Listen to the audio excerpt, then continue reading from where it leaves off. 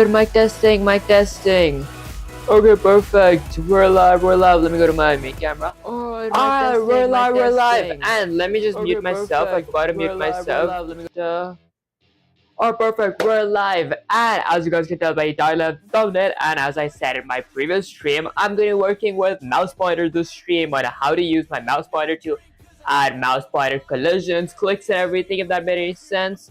That aside, let me go to my gameplay screen. Okay, this is the code that I worked on last stream. So let's see. Okay, I could use this code. Okay, let me zoom in a bit, get Sensei here. Say Sensei. Sensei. I'm live! Exclamations. Okay, listen up, warriors. Vivek has returned. Vivek has entered the arena. The stream is live. The battlefield is ready, and today we're going to master a new weapon, the mouse pointer in Pygame. No more guessing where the player is aiming, no more random clicks. Today we're learning how to track that pointer, how to catch every click, and how to turn the player's hand into pure game-changing power. Okay, we will cover how to get the mouse position in real time, how to detect left, right, and middle clicks, how to handle events like click, release, and motion, how to hide or replace the cursor with your own custom design, and how to use this all to control game logic from shooting, dragging to menu navigation. This isn't just about moving a pointer, this is about giving your game a new sense of life. So buckle up, Chad, because today your sensei is about to turn Vivek into a mouse-wielding demigod of code, okay? Vivek, are you ready to learn the first secret, how to track the mouse position at Pygame? We just say, yes, sensei. Okay, that's what I'm talking about, warrior. Let's crush the first secret, tracking the mouse position. In Pygame, the mouse isn't magic, it's data, and we're going to grab it like a true warrior. The basic idea, Pygame has a function, pygame.mouse.get_position, okay, with a pair of parentheses. It returns a tuple x, y, x-axis, y-axis, the current position of the pointer on the screen. You can use this to move sprites, aim, or detect collision. Quick example, not full game, just the idea.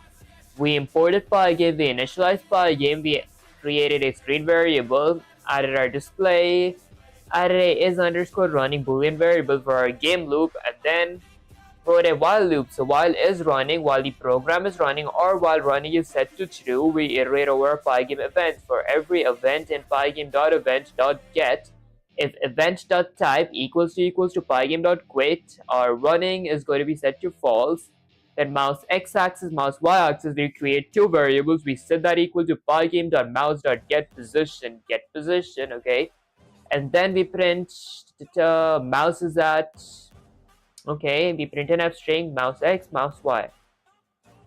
Every loop we get current pointer position. That's how we know when the player is where the player is pointing. Next we'll learn how to check mouse buttons and react to clicks. This is the pointer that turns into action. Okay, that was kind of complicating, not too complicating honestly. Let me just cancel that real quick, go here. Alright, perfect. Let me actually try that code real quick. So what we had to do, firstly we had to import Pygame, okay, and then initialize, or maybe I go to Control Z, this should be lowercase, guys. Let me import Pygame, okay, and then initialize Pygame by typing pygame.init, okay, and then we create our display, so I'll go with a screen variable, also that equals to pygame.display.set_mode. My mode will be set to be a tuple of, I don't know, like 1000 by 650 pixels. Okay, and then we create our main game loop. So for our game loop, I'll create a is_running boolean variable, also that equals to true, and then add a while loop. So while is_running, while my program is running or while my running is set to true, I'm going to be iterating over all my Pygame events. So for every event in my Pygame.event.get, this basically gets all my Pygame events, but I'm looking for a specific type of event. If my event.type equals to Pygame.uppercase_quit, I'll set my is_running boolean variable to be equal to false. Okay, and then let me go ahead and add a pygame.quit. And now under the outside of my for loop and for my pygame.quit, let me create two variables, mouse underscore x-axis and mouse underscore y-axis. Also that equal to the function, let's see the function, I forgot what it was. Excuse me guys, pygame.mouse.get position. So pygame.mouse.get underscore position. Okay, apparently get pointer position. This gets pointer position. There we go.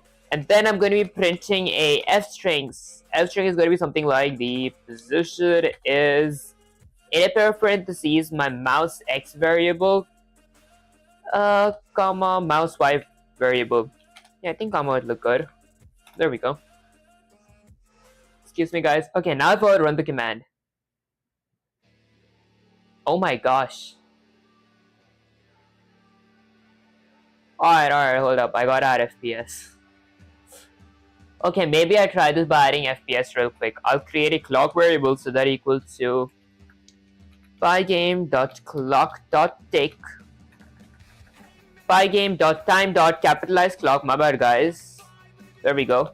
This is gonna be my FPS controller. And then after outside of my for loop, I'll add my clock variable dot tick, which is going to be set to 60. This is going to be my actual FPS. Now if I run the command, okay, it still goes 60 frames per second. What if I change this to 1 FPS? Is that going to give me 1 frame per second? There we go. Okay, that's my mouse position. Let me change it. Alright, now see. Let's see. The position. Honestly, it's not that bad. Okay, I see how this works. Okay, let me actually copy this, control A, control C, get Sensei here. Okay, let me paste this, add a bunch of spaces and say Sensei. I think I see how this works now. Okay, and let me actually open my chats on on my phone so I can even see my Twitch and Kick chats. Guys, sometimes if I don't read the chats out, it's probably because I did check my Twitch or stream chats. Okay, that aside, yes warrior, that's the spirit. Look at you, you're already grabbing the pointer position like a true Python ninja. A few more notes from Sensei Sarah. Okay, clock.tick, one you slowed it way down to 1 FPS. That's why the print feels slow. For real-time tracking, you might want 30 or 60 FPS. Other than that, perfect grasp you're catching. You're getting the X and Y, okay, every loop and printing them out. That's exactly how we know where the mouse is. Next step, we turn that position into action. We're tackling left click, right click, and mouse motion events. We're ready to turn the pointer into a weapon of interaction. Let me just say, yes, sensei. Okay, and then open my stream on my phone. Maybe charge it as well. Okay, perfect. There we go. Maybe I keep that somewhere here. I don't know where to keep it, guys. Okay. That's the energy I want, warrior. Let's turn the pointer into a real action tool. The mouse button in pygame.mouse.get underscore press. It's the same as keyboard in that case, like the keys. Returns a tuple left, middle, right. Each value is 1 if pressed, 0 if not. Example 1, 0, 0, left button is held down. Oh, I see. Import pygame, we initialize pygame, added our screen variable, running, okay, we added our mouse positions, left, middle, right. Oh. Okay, we created 3 variables and got their get pressed. Okay, if left, print left click, if right, print right click. Okay, how would the game know that it's left or right? Oh, wait, there we go, it says it. Okay, this is where your pointer stops being just a dot and starts interacting with the game. Left click shoot, select, attack, right click, special move, cancel, secondary action. Next we'll learn mouse events, click, release, and motion. This is where the pointer starts feeling alive, responding to every flick of the hand. Okay, I guess let me get Sensei there and let's try this out. Let me go with the controller, delete that. So let me start off by importing Pygame. And then initializing Pygame by typing pygame.init. Okay, and then let's see, what else do I need? Let me go ahead and create my display. There we go. My display is going to be having a width, comma, height variables. My width is going to be something like 1000 and height is going to be 650. Okay, and then let me go ahead and create a screen variable. So that equals to pygame.display.set_mode. The mode is going to be in a tuple of my width, comma, height, which is 1000 by 650. I don't want to add a caption, honestly. I'll skip captions. And then let me just directly go ahead and add my game loop. Honestly, I might add my event variables or like my game variables as well. Okay, for my game variables, I'll create a clock variable. So that equals to pygame.time.capitalize clock. There we go. Okay, and this is going to be my FPS controller. Alright, give me a sec, guys.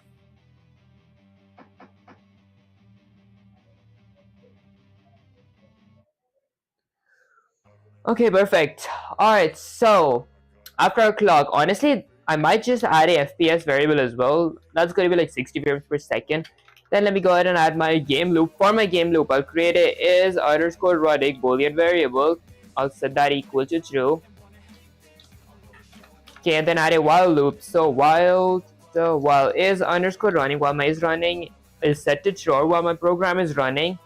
See, I'll iterate over my Pygame events. For every event in my Pygame.event.get, this basically gets all my Pygame events. But I'm looking for a specific type of event. If my event.type equals to Pygame.quit, there we go. I set my is_running boolean variable to be equal to false. And then outside my for loop, let me go ahead and add FPS. Let me add FPS. So I'll go with my clock variable dot the take function, and I'll set my FPS to be FPS, which is set to 60. Lastly, let me go with a pygame.quit. Okay, now with that out of the way, let me go outside my for loop and create a few variables. First variable is going to be a mouse x-axis, which is going to be, actually I'll create two variables, mouse x-axis and mouse y-axis. Okay, my mouse x-axis and mouse y-axis is going to be equal to, let's see, pygame.mouse, is it mouse? Pygame.mouse.get_position, get_position. Okay, this gets the x-axis and y-axis position of my mouse, although let me go ahead and create a few more variables. This is going to be left, that's going to be middle, and that's going to be right. I'll set that equal to pygame dot let's see, mouse.get_pressed. Okay, this basically returns 1 if my mouse is, if I'm pressing a mouse, and it returns 0 if I'm not pressing my mouse.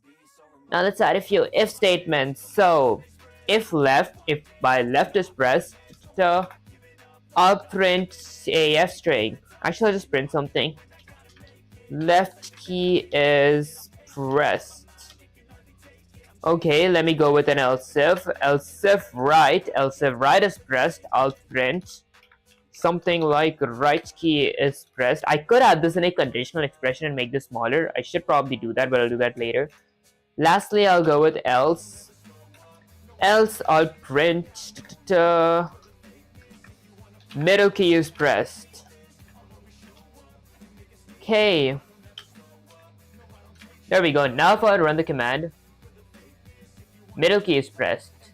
This should be else if let's see, else if middle. There we go. Okay, right, left key is pressed, right key is pressed. Honestly, I might iterate over them because I want them to just print once.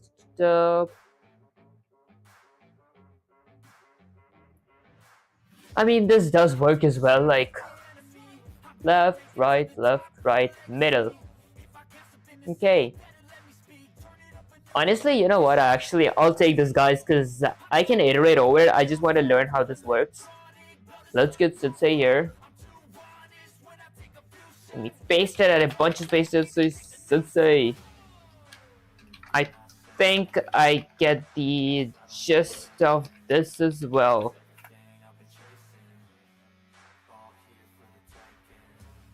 Okay, yes, warrior. Look at that. You're already checking left, right, middle, left, middle, and right clicks like a pro. That's exactly how we turn pointer into game logic. If you sensei tips to level the score up, else if chain right now, only one button can be registered per loop. If you want to detect multiple press simultaneously, use separate if statements instead of else if. Prints are working perfectly. Next, you'll use this to move objects, shoot projectiles, or select items.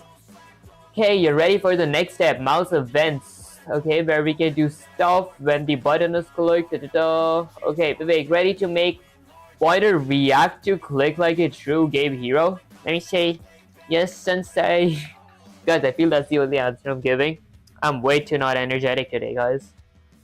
Let me need some water, I guess.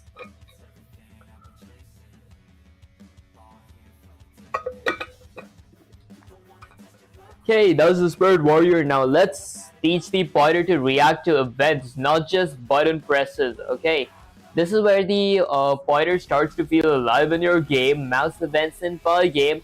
Mouse button down triggers when a button is pressed. Mouse button up, okay, triggers when a button is released. Mouse motion triggers when the pointers move. Pointers move. Oh, I see, okay. So we import pygame, initialize it, create a screen variable, a running variable, add a while loop. So now for event and pygame.event, if event.type equals to pygame.quick, running equals to false, else if event.type equals to excuse me guys, else if event.type equals to pygame.mouse button down. Okay, if my button is held down, print mouse button pressed at this position. Else if event.type equals to pygame.mouse button up, print mouse button released at event position. Else if event.type equals to mouse motion, print mouse moved to event position. See that event position gives you the pointer position at the moment of the event. Now you can trigger actions on click or release and even dragging or motion. Vivek, your first instructional challenge, make a pygame window moving the mouse prints, okay, moving and clicking print clicked along the power position. Okay, let me get Sensei there, go with control A, control S. Okay, let me delete the whole thing. Let me start off by importing pygame again. Then initializing pygame by typing pygame.init, okay. And then let me go ahead and create my display. So I'll go with display. For my display, I'll create a width comma height variable. My width is going to be 1000 and height is going to be 650. And then let me go ahead and create a screen variable. My screen is going to be equal to pygame.display.set underscore mode. My mode is going to be in a tuple, which is going to be width comma height variables. Basically 1000 by 650. I'll actually honestly add a caption, so let me go with pygame.display.set underscore caption. My caption is going to be something like, I don't know, mouse day exclamation. I don't know guys, it's all random. Okay, now with that out of the way, let me go ahead and add a few game variables. So what all game variables do I need? Let's see. I would need a clock variable from my FPS controller. So that equal to pygame.time dot capitalized clock, okay, and maybe I'll add a comment that says FPS controller. Okay, and then what else do I need? Let's see. I would need a FPS variable. I'll set that equal to let's say 60 frames per second. Okay, honestly those are the only variables. Now let me go ahead and add my game loop. For my game loops, let me create a is underscore running boolean variable, also that equals to true, and then add a while loop. So while is underscore running, while my program is running or while my is running is set to true, I'll do something.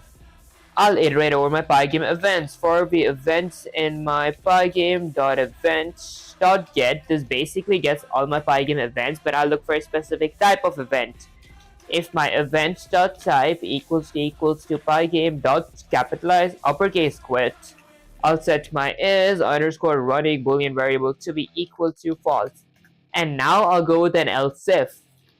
Else if my event.type equals to event.type equals to Pygame dot mouse dot let's see, what were the keys? Was it like Pygame dot mouse motion? Okay, so there's mouse motion. Let's type mouse. Okay, there's mouse button up, mouse button down. Okay, I gotta go with mouse button up. Okay. Okay, let's see. Honestly, I might look at so it's code. Okay, else if event of type equals to mouse Pygame dot mouse button down print mouse button pressed at this position. Okay, did I get the positions to like add a f string? Or does that just mean position? It says event position. Do I have the event position variable? Okay, let me print an f string. I think I understand what that position means. I think like my whatchamacallit, event type is a type. Guys, I'm a little vague with this concept. Let me actually try this real quick. Let's go with mouse button pressed at position. The position is going to be in a pair of curly braces. I'll go with event.position. Okay, now this makes sense because like I was trying to think how does this make sense. It makes sense because there are like event.keys and everything. Event.position most likely could be my event position. If that made any sense, guys, I'm still learning this concept.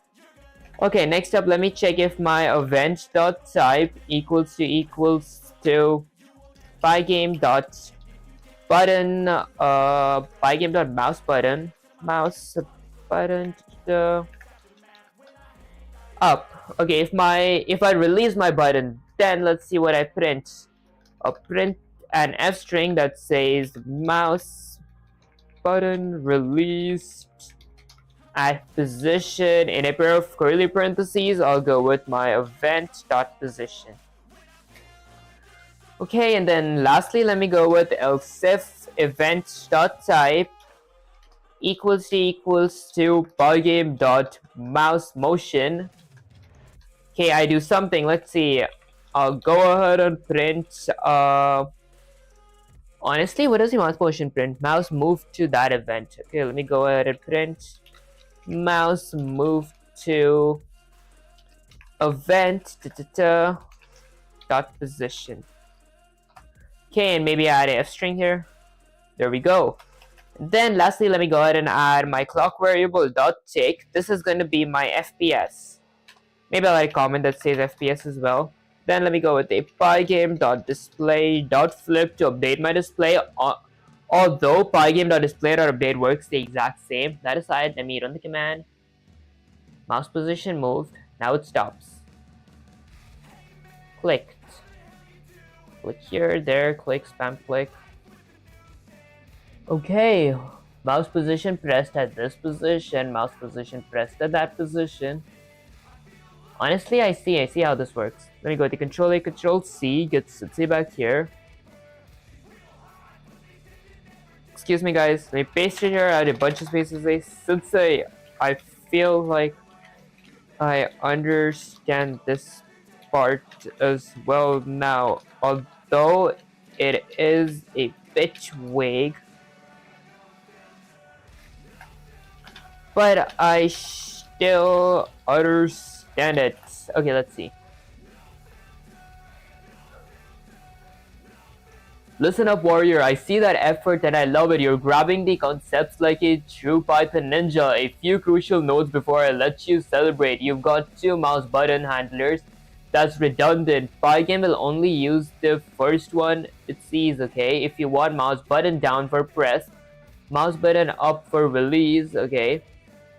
Pygame.display.flip is in the wrong place. It should be inside the loop after you draw or update anything, otherwise you're flipping nothing. Okay, the logic is solid. Mouse motion prints get detected. You're getting the field pointer equals position plus event plus interaction. Okay, next step, turn this understanding into action. Use this motion to control something on the screen like a sprite following the pointer, clicking to spawn an object. Okay, there we go. Finally, like a practical question. Honestly, what does Sensei mean though that my flip should be inside the loop?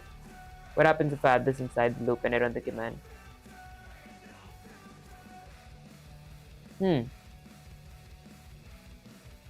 Okay, just curious. What up? Honestly, inside the for loop? Let me delete. Actually, let me copy that. Delete that from there. Paste it here. Now I've run the command. I mean, it still works. What if I didn't have the flip at all? How does it still update? Okay, I guess let's figure that out later. But before that, now let me try using the mouse position with actual objects that I draw. So let me start off by importing Pygame, then initializing Pygame by typing pygame.init. Okay. Then do I want to add music? I don't know. I think I'll not add music right now. I will do that later though. Let me go ahead and add my game variables. Okay, my variables. Okay, so I might add gravity. Okay, also that equals to 0.5. Honestly, let me like make a whole game only. So might as well add my Pygame, initialize my Pygame.mixer as well. Okay, Pygame.mixer.init. This initializes my Pygame's mixer. Okay, I would need a clock variable for my FPS controller, so that equals to Pygame.time.capitalize clock. This is going to be my FPS controller. Okay, what else would I need? Let's think. Let me go ahead and add a FPS variable, which is going to be set to 60. That's honestly all I could think for now. So let me go ahead and add my display. For my display, I'll need a width variable and a height variable. Also, that equals to 1000 by 650. There we go. Okay, and then I'll go ahead and create a screen variable. So that equals to pygame.display.set_mode. My mode is going to be inside of a tuple, which is going to be my width comma height variable, which is 1000 by 650. Maybe I add a caption as well. So I'll go with pygame.display.set_caption. My caption is going to be something like, I don't know, Calamity 1.1. Okay. And then let me go ahead and add, let's see, what else do I need? I wouldn't need a win screen or lose screen because I'm not going with the complete game details. I would need to draw objects. So let me go ahead and draw objects. Draw objects. Honestly, I could draw them inside these screens, so that's basically all I need for now. Do I want to add classes? Maybe not. I just want to get the grasp of this real quick, so let me go ahead and add my game loop. Okay. For my game loop, I'll go ahead and create a is_running boolean variable, also that equals to true, and then add a while loop. Okay, let me add a while loop. So while is _running, while my program is running or while my running is set to true. Let me go ahead and iterate over all my Pygame events. So for every event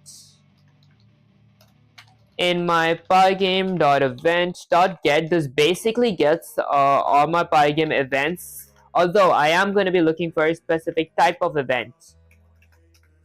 Okay, so if my event.type equals to pygame.uppercase quit, I'll set my is_running boolean variable to be equal to false. Then outside my for loop, I'll go with my clock variable dot tick. My FPS, this is going to be my FPS. Maybe I had a comment that says FPS as well. And then a pygame.display.flip. Okay, pygame.display.flip basically updates my display. Pygame.display.update would work the same as well. Flip is just shorter to type. Okay, and then let me go ahead and add my graphics. This is where I'm going to be drawing my objects. So let's say that I wanted to draw like multiple circles. Okay, let me try something new. For every underscore in range. Okay. Let's say I want to have like 20 circles. 20 squares. Okay. I'll go with pygame dot display dot pygame dot draw dot rect. Okay, my rect is going to be a circle. I'll need to add x-axis, y-axis, width and height right now, but before that my surface will be my screen. I should have added classes. My color is going to be, I don't know, I'll go with black. Okay, and then in a tuple I'll add my x-axis, y-axis, width and height. My x-axis is going to be 50, y-axis is going to be 50. Honestly, I'll go with like 500 by 100. Okay.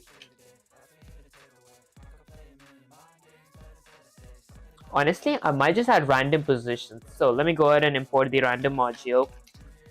And guys, I am being a little weak because I'm exhausted. That aside, let me go ahead and create a x-axis variable. So that equals to random.randint. Okay, what position do I want to add? I'll go with 50, comma, width minus 50.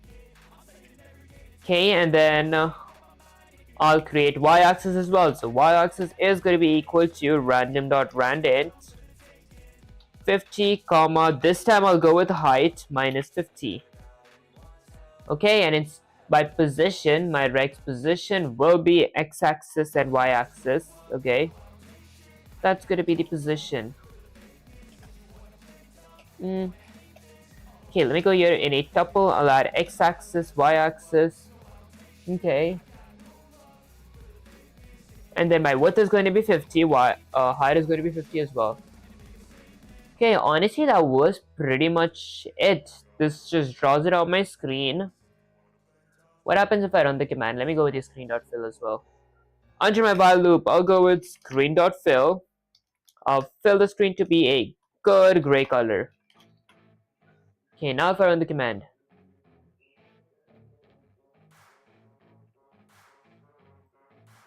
Oh wait, it did show. Was it lag or something? I'm pretty sure I saw like a bunch of squares here. Okay, when I canceled it, I saw. Guys, did I mess up somewhere? Okay, let's see. This is random locations. The square's color is black. This is inside of my for loop.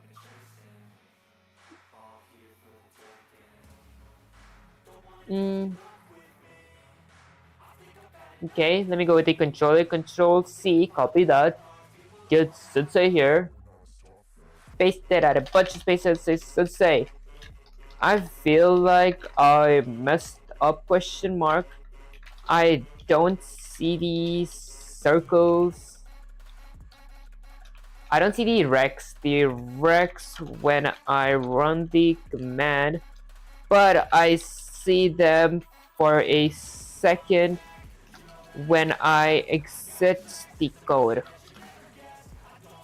Listen up, warrior, you're almost there, but you just made a class beginner loop mistake. Pay attention. Pygame.display.flip is outside the loop. Right now you fill the screen, draw the rects. Never flip. Didn't I like flip it?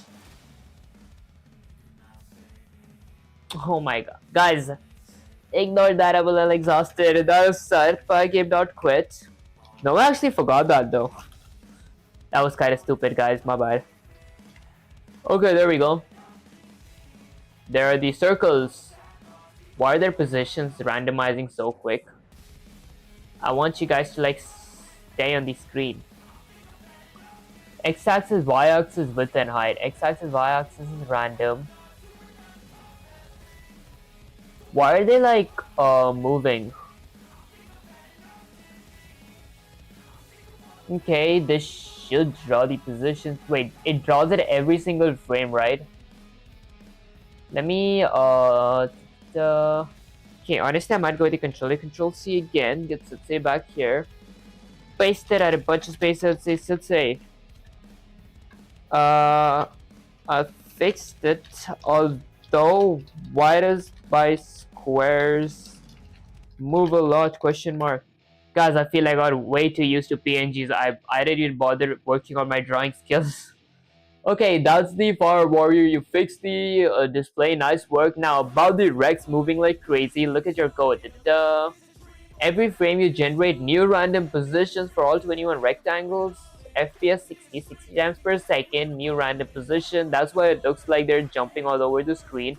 If you want them to stay still, you need to generate their positions once before the loop. Rex equals to an empty list.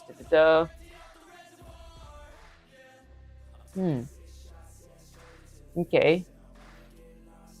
So Rex are append, XY, that's a position for XY.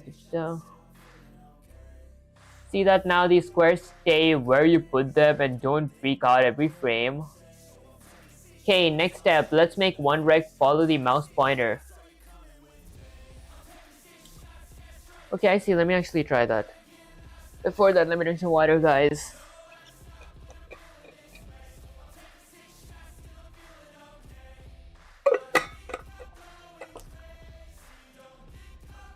Alright, let's see. So apparently I could add this outside the loop as well. Let me copy that. Delete that from here. Let me add that outside the loop. Okay. And then create a empty list of Rex. Then go with, let's see. Let me actually add a variable here. I'll change that to position for reposition and range. I'll add Rex dot append position. Okay. And then let's blip those positions. Let me go with a pygame.draw.rect. I want to draw on my screen. The surface is going to be my screen. Color will be black. X-axis, Y-axis is going to be my position. And then width is going to be 50. Height is going to be 50. Okay, for reposition.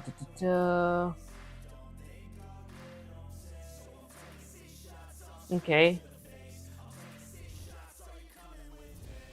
Honestly, should I like change that to be position? There we go. I think that makes more sense.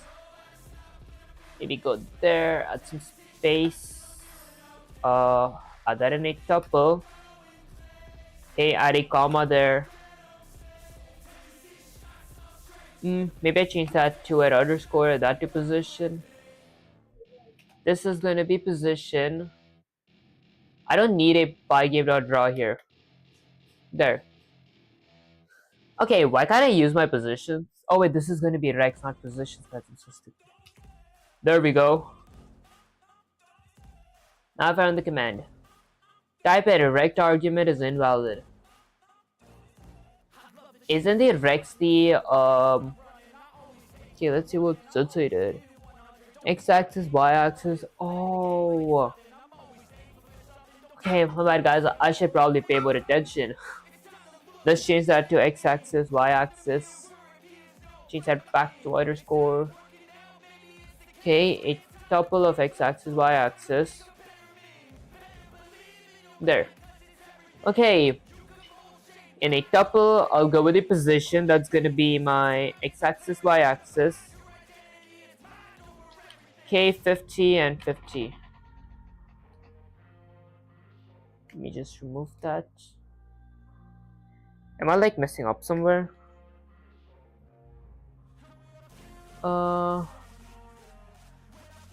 Okay, X-axis, Y-axis, 50 and 50. This whole thing should be in a tuple. Okay, there we go. Type error, rect argument is invalid. Let me actually check in my stream time, bud.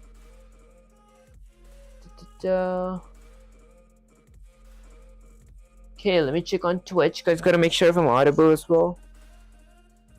And guys, if my commentary is pretty dry today, it is because I'm exhausted. You can ignore my what you call it, commentaries. That aside, this is going to be x-axis, y-axis with their height. X-axis, y-axis. Why is there like an extra double here? There.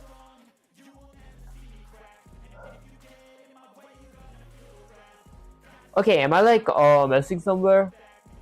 I'm pretty sure that I can use x-axis and y-axis there. I already have a draw here though, that's the reason. That's probably why I can't use it. Okay, let me see what Sensei wrote. Oh, Sensei. Okay, so I gotta apparently iterate over my loop. I should know those guys. Oh my gosh. I can't think properly today. That aside, let me iterate. I'll go with for every x comma y in my Rex's list. I get that. There we go. Now I found the command. Random positions. Okay, guys, this was honestly supposed to be easy. Okay. Alright, now that this works, let me actually add my mouse pointers. So I could add a if statement. Let's see. Excuse me guys, I might go with the if statement. So if my let me go with a if statement. So if my event dot mouse, okay, if my event dot mouse, actually if my event dot type equals to pygame dot mouse, can't I like use this here? Oh, that is inside that for loop. Let me copy that. Let's paste it here. If my event dot type equals to pygame dot mouse dot get pressed.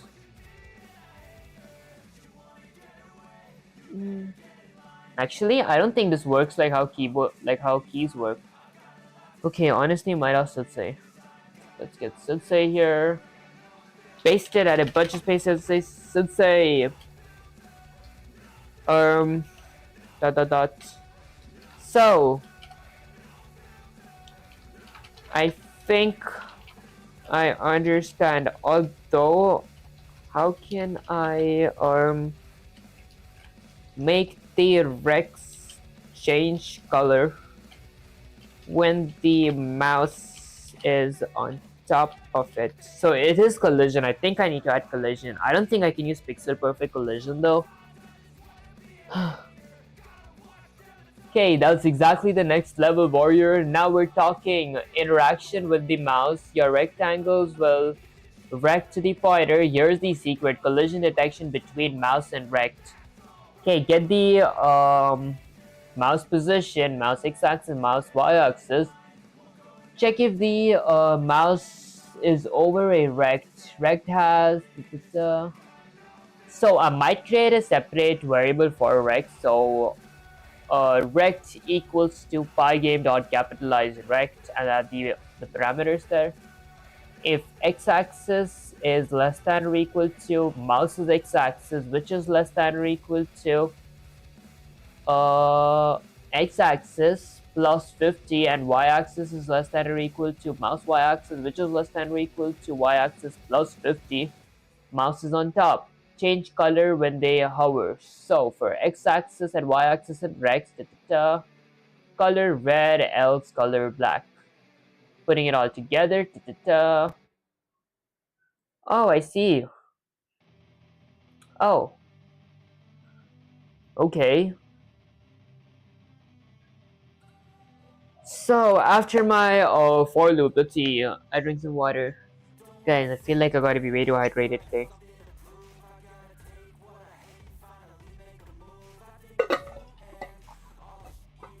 Today honestly feels like one of those days where like I'm dead. Okay, let's see.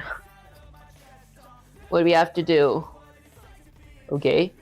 Let's go with if x-axis is less than or equal to mouse underscore x-axis, which is less than or equal to Before that, honestly, let me get the mouse position. So I'll go with mouse underscore x-axis, comma, mouse underscore y-axis. I'll create two variables. So set that equal to pygame dot mouse dot get underscore pressed. This gets the position of my mouses.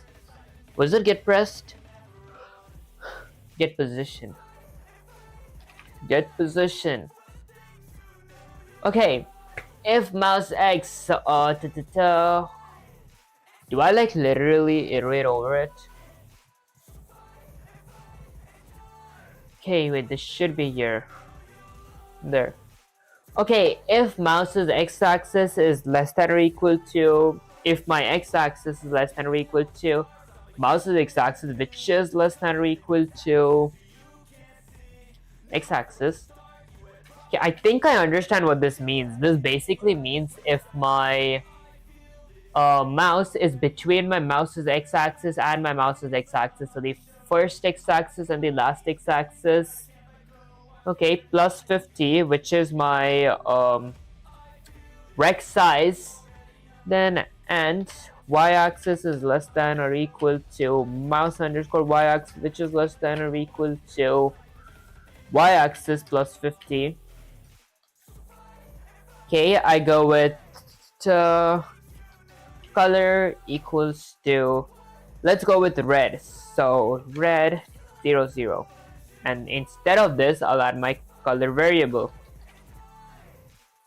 Okay, can't I like add my color variable here? I'm pretty sure I can. Okay, let's go with an else color is going to be equal to black. There we go. Excuse me, guys. Okay, now it's black. If I hover over them, oh wow, it actually works, guys. I mean, it was supposed to work, so yeah. Okay, okay, this is actually kind of fun now. Now it's trying to get fun.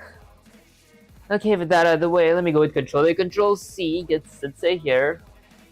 Paste inside a bunch of spaces and say Sensei. It works, although I did copy the code. Can I get a few instructional based questions, question mark? Okay, let me just check if I'm audible. Okay, perfect. Alright, that's it, warrior. Look at that. You've got mouse hover interaction working. This is exactly where pointer logic starts feeling alive in Pygame. Now, time to turn you into a coding assassin. Here are your first instructional drills. No copying, all brain power. Move a rect with the mouse. Okay, make one rectangle. Follow the mouse pointer exactly so.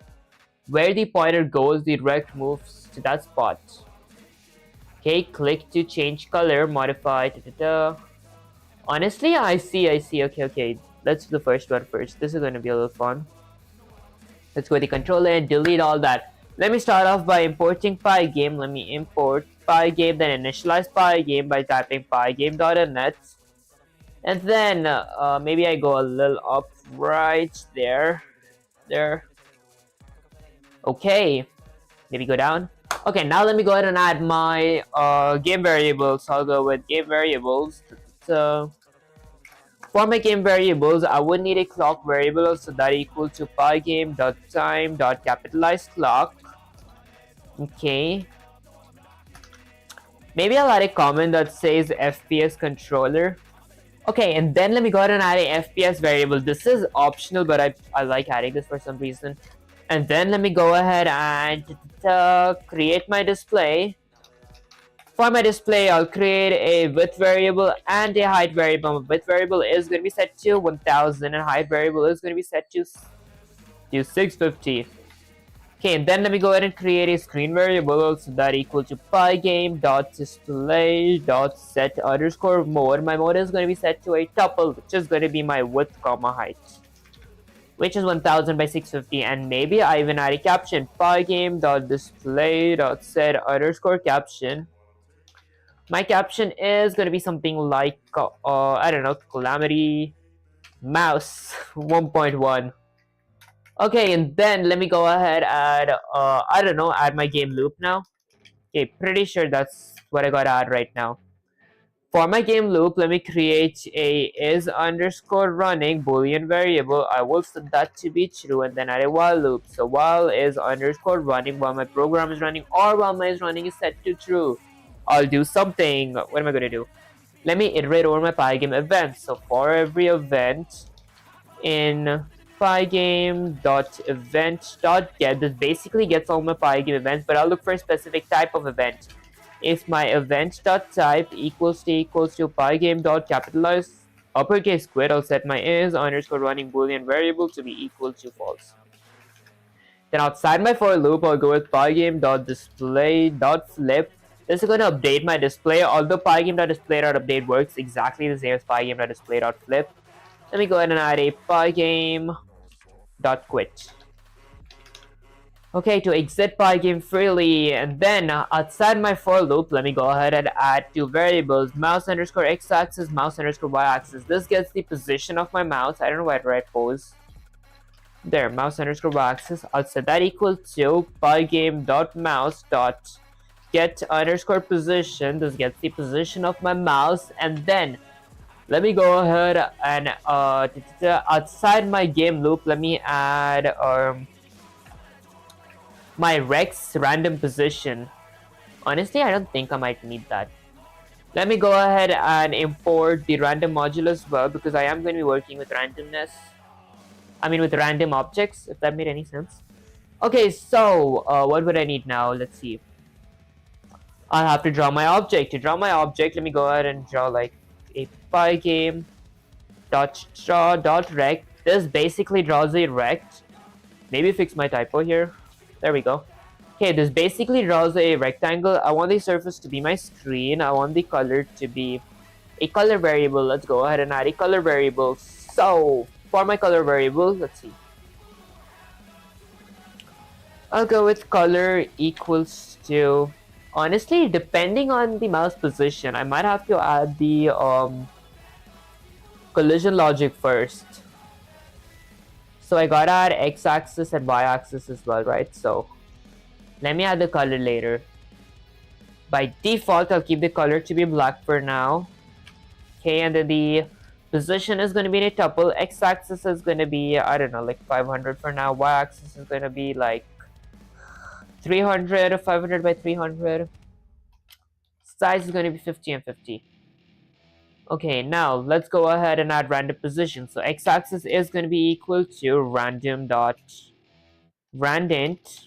Okay, let's see. I'll go with 50, comma, my display is width minus 50. For y-axis, also that equal to random.randint. This time, this is going to be 50, comma, height minus 50. Okay. Honestly, that was pretty much it. Instead of my,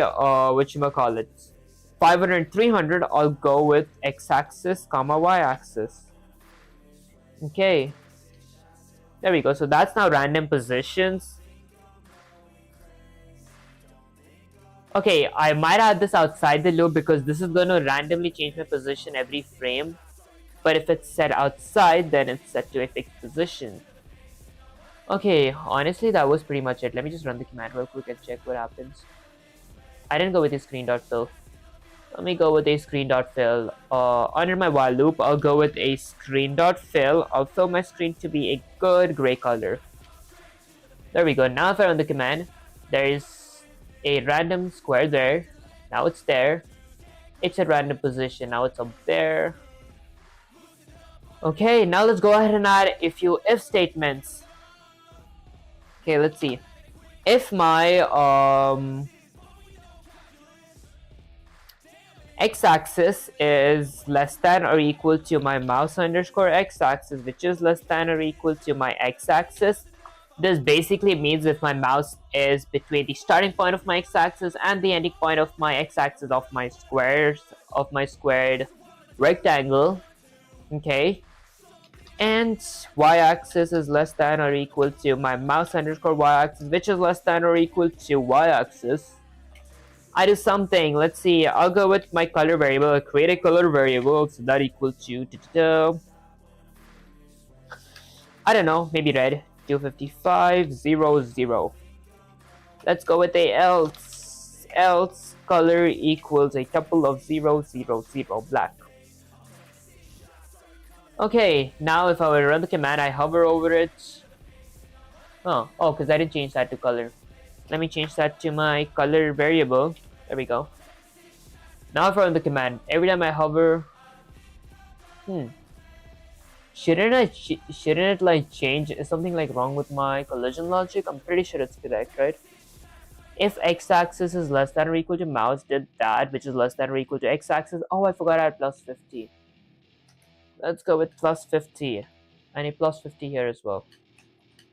Basically, the reason I added plus 50 is because my rec size is set back. Okay.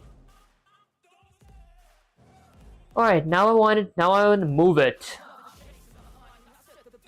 Okay, to move it, I might have to. I get its position here if mouse. Let me go with a. Actually, yeah, let me go with another if statement. I'll go with something like x-axis equals to mouse underscore x-axis, and y-axis equals to mouse underscore y-axis. Alright, let me just go with equals to.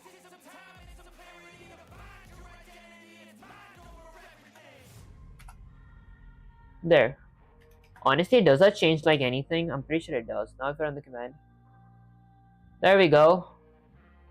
That moves. If I like exit off the screen, it's still kind of red, but then it gets a little black. But the mouse is hovering.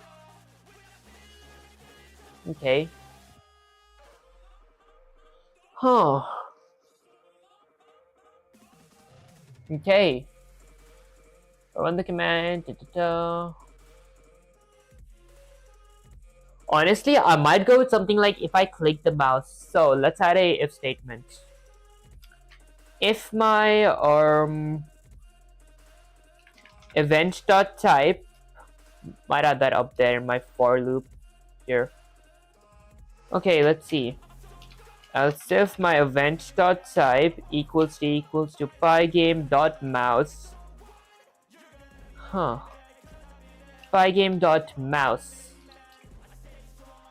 Okay, mouse button down. I think it should be that. Mouse button down. Okay. Let's copy that. Delete that. Paste it here. Okay, this should be above that in that case. Let me copy that, delete that from there. Paste it right here. Now if I run the command, if I press, okay, maybe something is bugged here.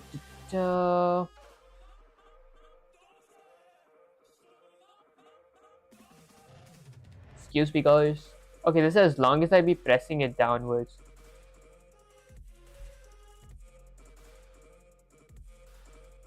What if I like copy this? I'd get my position here. Like right there. Up.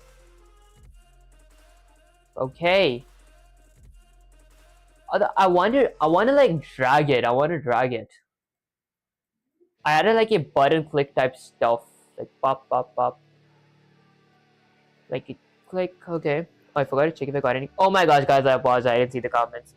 Hello, how are you doing, Mandish? I appreciate you joining the stream. Do you remember me? I remember you. Okay, so I have made the kernel, but one problem, I wanted to recreate the print function. You don't start with even basic functions, but I can't find the multi-boot header. Oh, I see. Honestly, guys, I forgot to look the chats. I'm really exhausted today. That aside, let me actually open it on my phone. Okay. Alright, there we go. Okay, out of the way, let me actually check if I'm audible as well.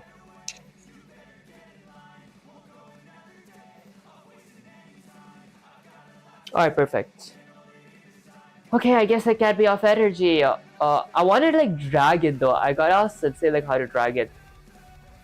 Let's go to control A, control C. Get Sensei here. Paste it, add a bunch of spaces and say Sensei. I think the Sensei. I think I might have done something, although this isn't exactly what I wanted. The rect teleports to my mouse. I wanna like drag it. Guys, I don't have strength to like fix my typos today. Oh, there it is, warrior. You're already thinking a level ahead, but this is why Sensei is shouting. Your rect teleports because right now, anytime you click, you set x-axis equals to y-axis. That's not dragging, that's instant teleportation. We need dragging logic. Detect if the mouse clicked on the rect, starting dragging, okay? While holding the button, rect follows mouse when release, drop dragging, stop dragging. Okay, we add rect position, rect y-axis, rect width, rect height. Dragging equals false. Okay, also event type is mouse down. Start dragging if rect is less than or equal to mouse's x-axis, which is less than or equal to rect's x-axis plus rect's width. Okay, I do the same for y-axis. Dragging equals true. If event type equals to up, dragging equals false. If dragging, okay, rect underscore x-axis equals to mouse underscore x-axis minus rect underscore width divided by 2, rect center rect on pointer, rect underscore y equals to mouse underscore y-axis minus rect underscore height divided by 2. I see. Pygame.draw.rect. This color, so this is basically like a conditional expression here. If dragging, else 0. So if dragging, do that, else the color is black. Okay, I see. See that? Now you click on the rectangle, hold and drag it around, release, stop. Rect doesn't teleport instantly, it flows smoothly. Okay, let me get Sensei there. Okay, let me just keep the chats here. Okay, let me go with the control A and delete this whole thing. Let me start off by importing Pygame and then initializing Pygame by typing pygame.init. Let's go with pygame.init. Okay, to initialize Pygame, and then let me go ahead and add my display. For display, I'll need a width variable, a width variable, and a height variable. I'll create two variables. I'll set the width to be 1000 and height to be something like 650. And then let me go ahead and create a screen variable. My screen variable is going to be equal to pygame.display.set underscore mode. The mode is going to be in a tuple. The mode will be my width variable and my height variable, which is 1000 by 650. Maybe I add a caption. I'll go with pygame.display.set underscore caption. My caption is going to be something like, I don't know, mouse 1.1. Okay, and then let me go ahead and add my game variables. So what all game variables do I need? I would need a clock variable. Let me set that equal to pygame.time.clock. This is going to be my FPS controller. So maybe I'll add a comment that says FPS controller. And then I would need a FPS variable. So that equal to 60. Now let me go ahead and add my game loop. Honestly, before game loop, let me create like a few variables for my rect underscore x-axis. I'll set that equal to. Okay, I'll set that equal to, let me import the random module because I want the rect's position to be randomized. Okay, I'll go with random.randint. Random.randint. Okay, the position is going to be something like 50, comma, width minus 50. Okay, next up for my y-axis, so I'll create a new variable called rect.y-axis. I'll set that equal to random.randint. The position will be 50, comma, this time I'll go with height, so height minus 50. Okay, honestly, that was like pretty much it. Okay, did I need like any other variables? I needed like a width and height. Let me honestly add that variable here as well. So rect underscore width equals to, I'll keep it 50, and rect underscore height equals to 50 as well. This is basically, it's going to be a square. And then I'll need a dragging boolean variable. Dragging equals to false because I'm not dragging my rect yet. Now under my game loop, I'll create a is underscore running boolean variable, also that equals to true. And then let me add a while loop. So while is underscore running while my program is running or while my is running is set to true. Let me go ahead and iterate over my Pygame events. To iterate over my Pygame events, let me type for every event in my Pygame.event.get. This basically gets all my Pygame events, but I'm looking for a specific type of event. If my event.type equals to Pygame dot capital uppercase quit, I'll set my is underscore running boolean variable to be equal to false. Okay, and then let me go ahead outside my for loop. I'll update my display. I'll go with pygame.display.flip. This basically updates my display. Pygame.display.update would work the same as pygame.display.flip. That aside, let me go ahead and add a pygame.quit. Okay, perfect. Now let me add another if statement for my mouse position. Okay, honestly, I think I should get my mouse position first, right? Okay, it happens inside of my loops. So let me go ahead and add a else if. Else if my event.type equals to okay, else let me actually set that there. Okay. Next up, if my event.type equals to pygame.mouse dot actually this is going to be mouse down. You're doing great, Viv. I appreciate you, whelps. Mouse down. There we go. Okay, if my mouse button is pressed downwards, I do something. Let's see. Okay, I read the formula. Start dragging if clicked rect. Honestly, I think I remember the formula memorized. So, if my rect.x-axis or rect underscore x-axis, this should be lowercase. If my rect underscore x-axis is, let's see, less than or equal to, my mouse is x-axis, so I might create a few variables here. Did I need to like create a few variables? Okay, I knew it. I had to create variables. Under my while loop, let me actually go with a screen.fill. I'll fill my screen to be a nice gray colors, 200 by 200 by 200. Then create a mouse underscore x-axis and mouse underscore y-axis variables. So that equal to pygame.mouse dot get underscore position. This basically gets the position of my mouse. If my rect is less than or equal to my mouse underscore x-axis plus my rect dot width plus rect dot width. What's the variable called? Rect dot width. Actually, rect underscore width. Okay.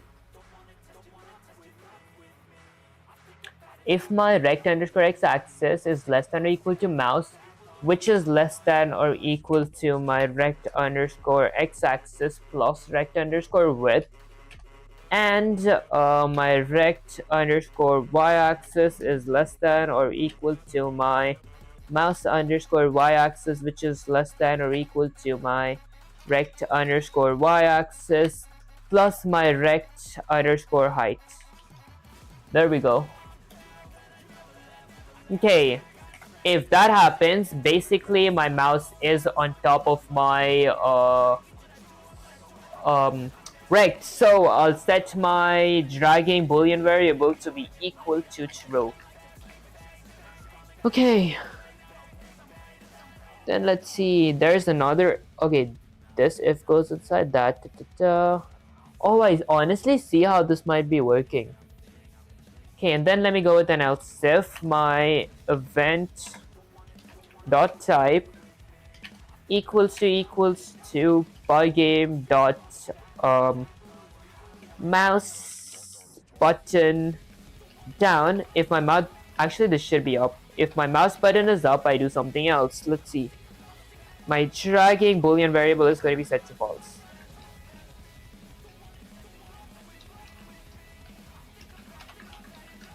There we go. Okay, and then let's see, what else do I need? Now let me add the dragging logic. So maybe outside my for loop. Is it outside? Yeah, it is outside. I create a comment that says dragging logic. Okay, and honestly, my chats usually could just get paused for some reason. Okay, there, this should be good. Alright, for my dragging logic, let's see what I do. Okay, so I go with my rect underscore x-axis, mouse, okay, I see. So rect underscore x-axis equals to my mouse underscore x-axis minus my rect underscore width, okay, divided by 2. Same thing for my y-axis, rect underscore y-axis equals to my mouse underscore y-axis minus my rect underscore height divided by 2. Okay, and then I draw my rect. Let me go ahead and add a pygame.draw.rect. The surface of my rect is going to be my screen. The color, let's see, I don't know, red, 255, 0, 0. Okay. Now for the position, I'll need x-axis, y-axis, width, and height. My x-axis could be my rect underscore x-axis, y-axis is going to be rect underscore y-axis, width is going to be my rect underscore width, height is going to be my rect underscore height. Okay, now if I run the command, let me actually delete that extra space. Oh, run the command. There we go. Okay, that does drag it. Okay. But it does say if rect is less than or equal to mouse. So if my mouse button is down, that's when I want to drag it. It like constantly drags it. Okay. This is up, dragging is false.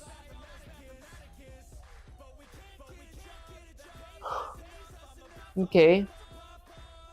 Oh, okay. Let me actually add a if dragging. Okay, if dragging, I indent this inside. There we go. Now if I run the command. There we go. Okay, this is something that I wanted. There we go. I guess I gotta do some more practice with this. At least the dragging logic works here. I gotta maybe add a trap logic as well. Okay. Honestly, I see how this works now. I see how it works. Maybe I'll drink some water and try writing this again.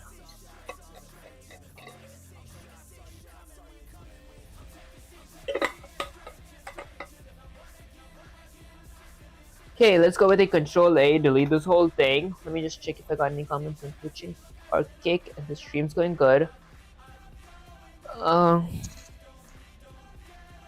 Okay, Kick's stream is going good. Let me check on Twitch. And guys, I apologize if I can't be that energetic today. For some reason, I am way too exhausted. Okay, perfect. Stream's going good. Let me just check on YouTube if the stream's going good. Alright, perfect. Okay, now with that out of the way, let me write the code again. So to start off, let me import pygame. Okay, and then initialize pygame by typing pygame.init. There we go, that initializes pygame. Why does my chats get paused here? Okay. Alright, and then let me go ahead and add my game variables. Game variables. What variables would I need? Let's see, I would need a clock variable for my FPS controller, so I'll go with pygame.time.capitalize clock. Maybe add a comment that says FPS controller.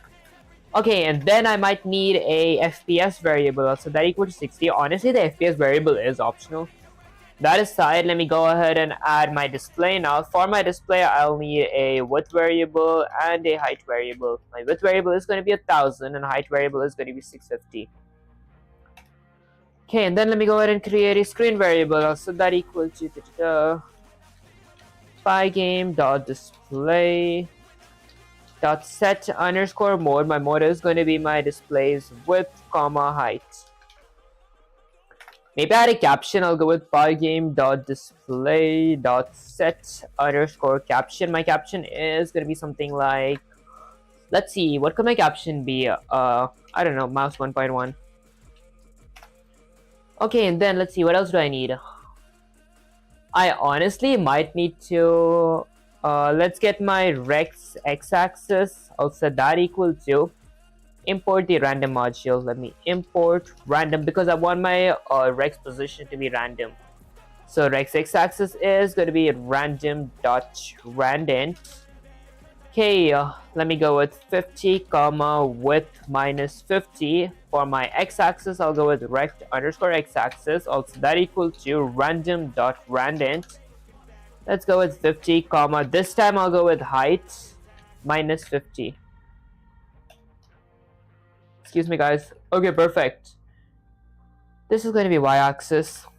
Let me add a rect_width variable, also that equal to, I don't know, 50, and rect_height variable, also that equals 50 as well.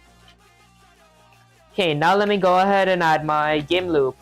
For my game loop, I'll add a comment that says game loop. I'll create a is_running boolean variable, also that equal to true, and then add a while loop. So while is_running, while my program is running or while my running is set to true, I'll iterate over my pygame event. So for every event in my pygame.event.get, this basically gets all my pygame events, but I'll look for a specific type of event.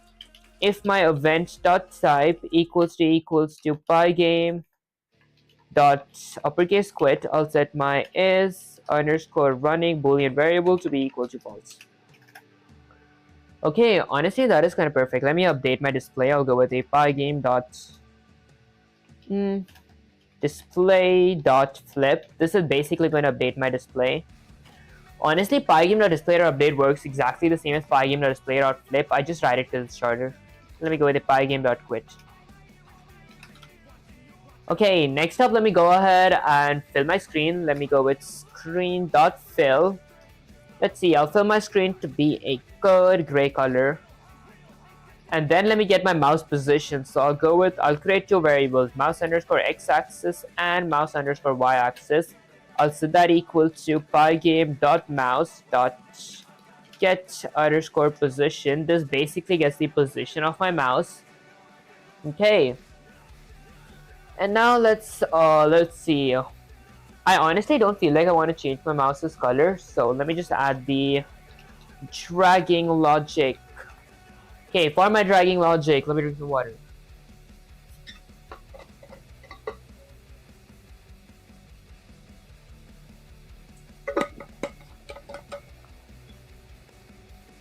Alright, for my dragging logic, I would need to add a if statement. Actually, I might need a dragging variable as well, so let me go ahead and create a dragging boolean variable. I'll set that equals false because I'm not dragging anything yet. Okay, so let's go ahead and add a if statement. Honestly, before my if statement, I might add a few more event loops. Else if my event.type equals to pygame.mouse button underscore down or mouse button down. Okay, did I spell it correct? There. Okay, else if my button is down, I'll do something. Let's see. I'll go with the if statement. Honestly, I won't go with the if statement. Actually, yeah, so if my if my rect_x-axis is less than or equal to my mouse_x-axis, which is less than or equal to my rect_x-axis plus my rect_width plus my rect_width and my rect_y-axis, which is less than or equal to my rect_height.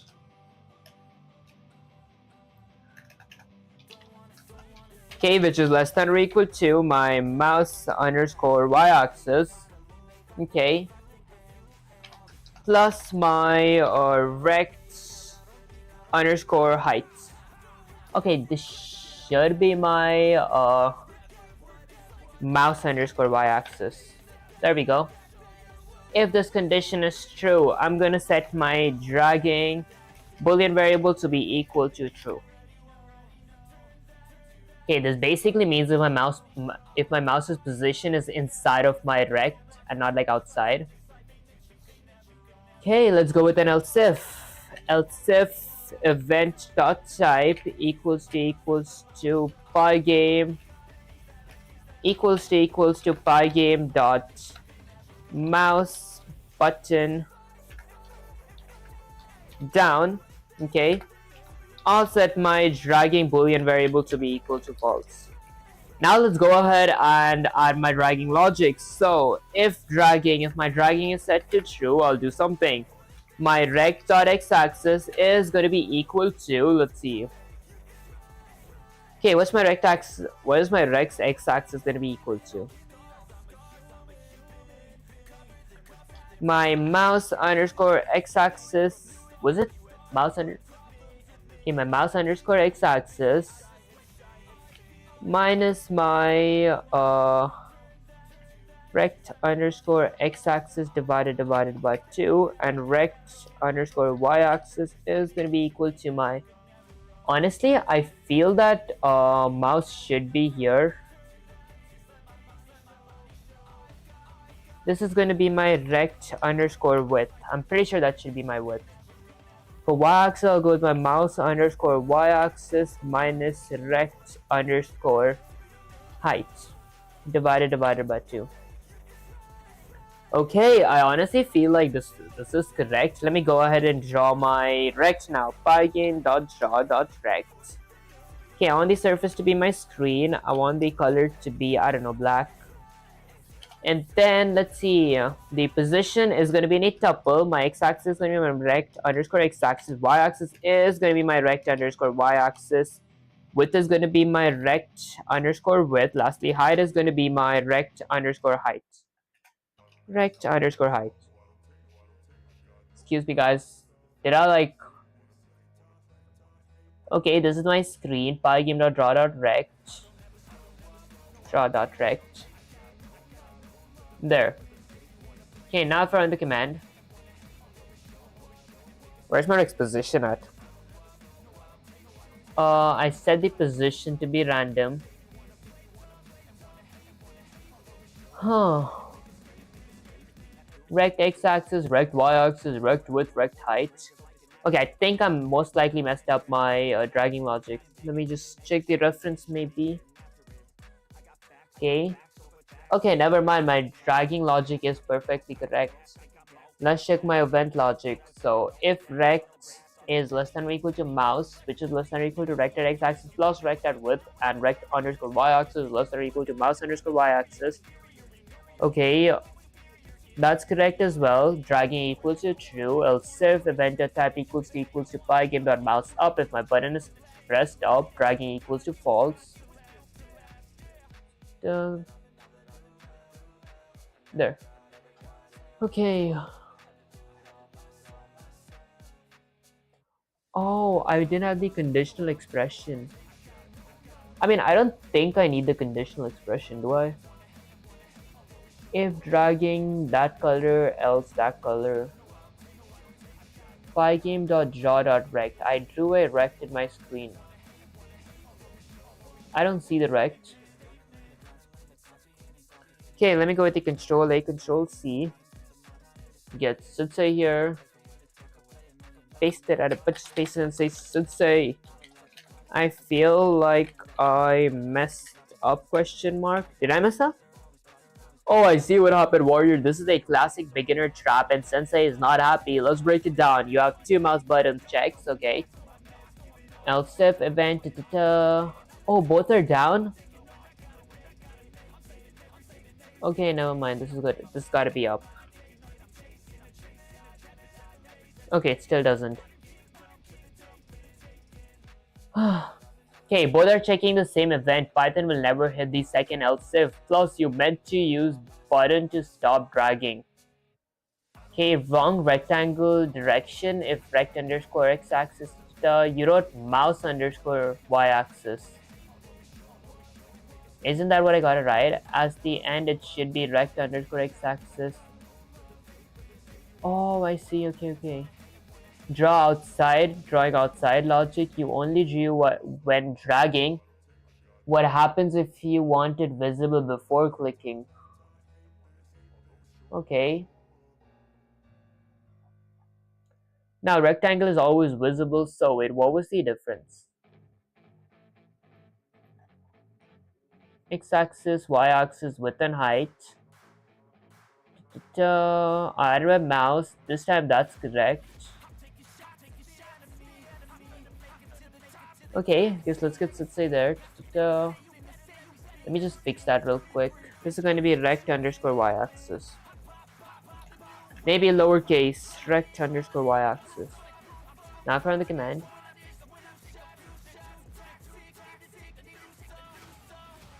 Okay, let's see.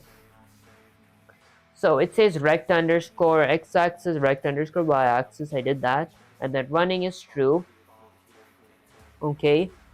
I filled my screen for event, so I read all my event, checked if the event type is quit, running equals false, else if, okay, if rect is less than or equal to, okay, else if, alright, if dragging, oh, I see. Okay, now for the command, there we go. Okay, so now I can drag stuff. So drag that, put it right there. Okay, I guess I just gotta write it again. Let's go with the controller, delete this whole thing. Let me start off by importing pygame. And then initializing pygame by typing pygame.init. Okay, maybe zoom in a little. Let me go ahead and add my game variables.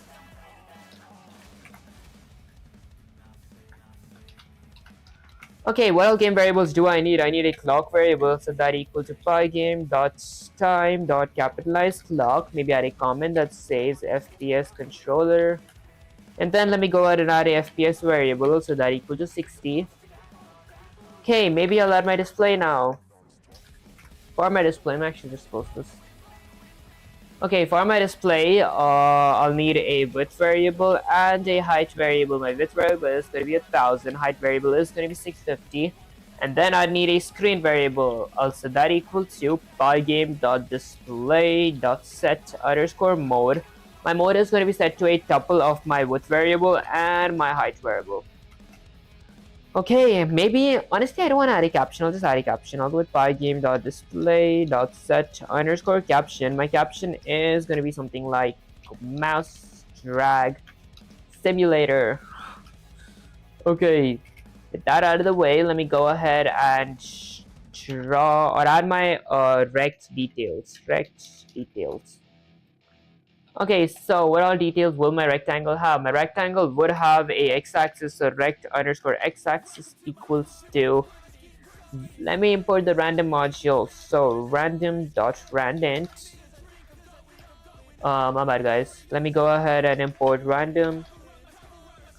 Okay, so rect x is going to be random.randint, so I'll go 50 comma my display's width minus 50. Okay, and then for rect underscore y-axis, also that equal to random.randint. This is gonna be my, this is actually going to be 50 minus my height, actually 50 comma height minus 50. Okay, and then let me go ahead and add a rect underscore width, which is going to be 50. My rect is going to be a square, so I'll add a rect underscore height as well, which is going to be set to 50. Okay, perfect. Alright, what else do I need? I can't think of anything, so let me go ahead and add a game loop. For my game loop, I'll create a is underscore running boolean variable, also that equals to true, and then add a while loop. While is underscore running, while my is running is set to true, or while my program is running, I'll iterate over my pygame event. So for every event in my pygame.event.get, this basically gets all my pygame events. I'll look for a specific type of event. If my event.type equals to pygame.capitalize or uppercase quit, I'll set my is underscore running boolean variable to be equal to false. Okay, and then outside my for loop, let me go ahead and add a pygame.display.flip. This basically updates my display. And then let me go ahead and add a pygame.quit. Alright, perfect. Okay, what else do I need? I'll have to fill my screen and get the mouse positions as well, so let's do that. Let me go with a screen.fill. I want the screen to be a good gray color. Okay. Now let's find my mouse positions. Mouse underscore x-axis and mouse underscore y-axis equals to pygame.mouse.get underscore position. Okay, I think I should add another else if now, so let's go ahead and add else if. Else if my event.type equals to pygame.mouse down. If my mouse button is clicked down, mouse button down. Why does it have to be such a long word? Okay, if my mouse button is set, like if I click my mouse down, I do something. I add another if statement here. If my rect underscore y-axis is less than or equal to my mouse underscore y-axis, which is less than or equal to my rect underscore y-axis, plus my rect underscore height, which is less than or equal to, actually, and my rect underscore x-axis is less than or equal to my mouse underscore x-axis, which is less than or equal to my rect underscore x-axis plus my rect underscore width. Guys, this is a lot of this. Honestly, this looks a little complicated, but what this basically means is if my mouse is between my rex y-axis and my rex y-axis, so it's like a sandwich and my mouse is between it, like the center. Okay, I set my dragging boolean variable to be equal to true. Although, do I have a dragging boolean variable? I don't. Let me add one. Okay, I'll create a dragging boolean variable so that equal to true. Okay, perfect. Let me go with another else if. Else if my event.type equals to pygame.mouse button up. If my mouse button is clicked up, I'll set my dragging boolean variable to be equal to false. Okay, there we go. Now let's go ahead and add my dragging logic. So I'll go ahead and add my dragging logic. For my dragging logic, I'll create let's see, I'll add an if statement. If my dragging boolean variable is set to true, I'll do something. My rect underscore x-axis, my squares x-axis is going to be equal to my mouse underscore x-axis minus my rect underscore width divided by 2. And the same thing for my rect underscore y-axis, which is going to be equal to my mouse underscore y-axis minus my rect underscore height divided by 2. Okay, now let me exit outside of my if statement and add a pygame.display, actually pygame.draw.rect. I want to draw a rect. The surface will be my screen. The color is going to be black. And lastly, the position, the x-axis, y-axis, width and height is going to be in a tuple. Okay, let's see. So my x-axis is going to be my rect underscore x-axis, y-axis is going to be my rect underscore y-axis, width is going to be my rect underscore w, and height is going to be my rect underscore height.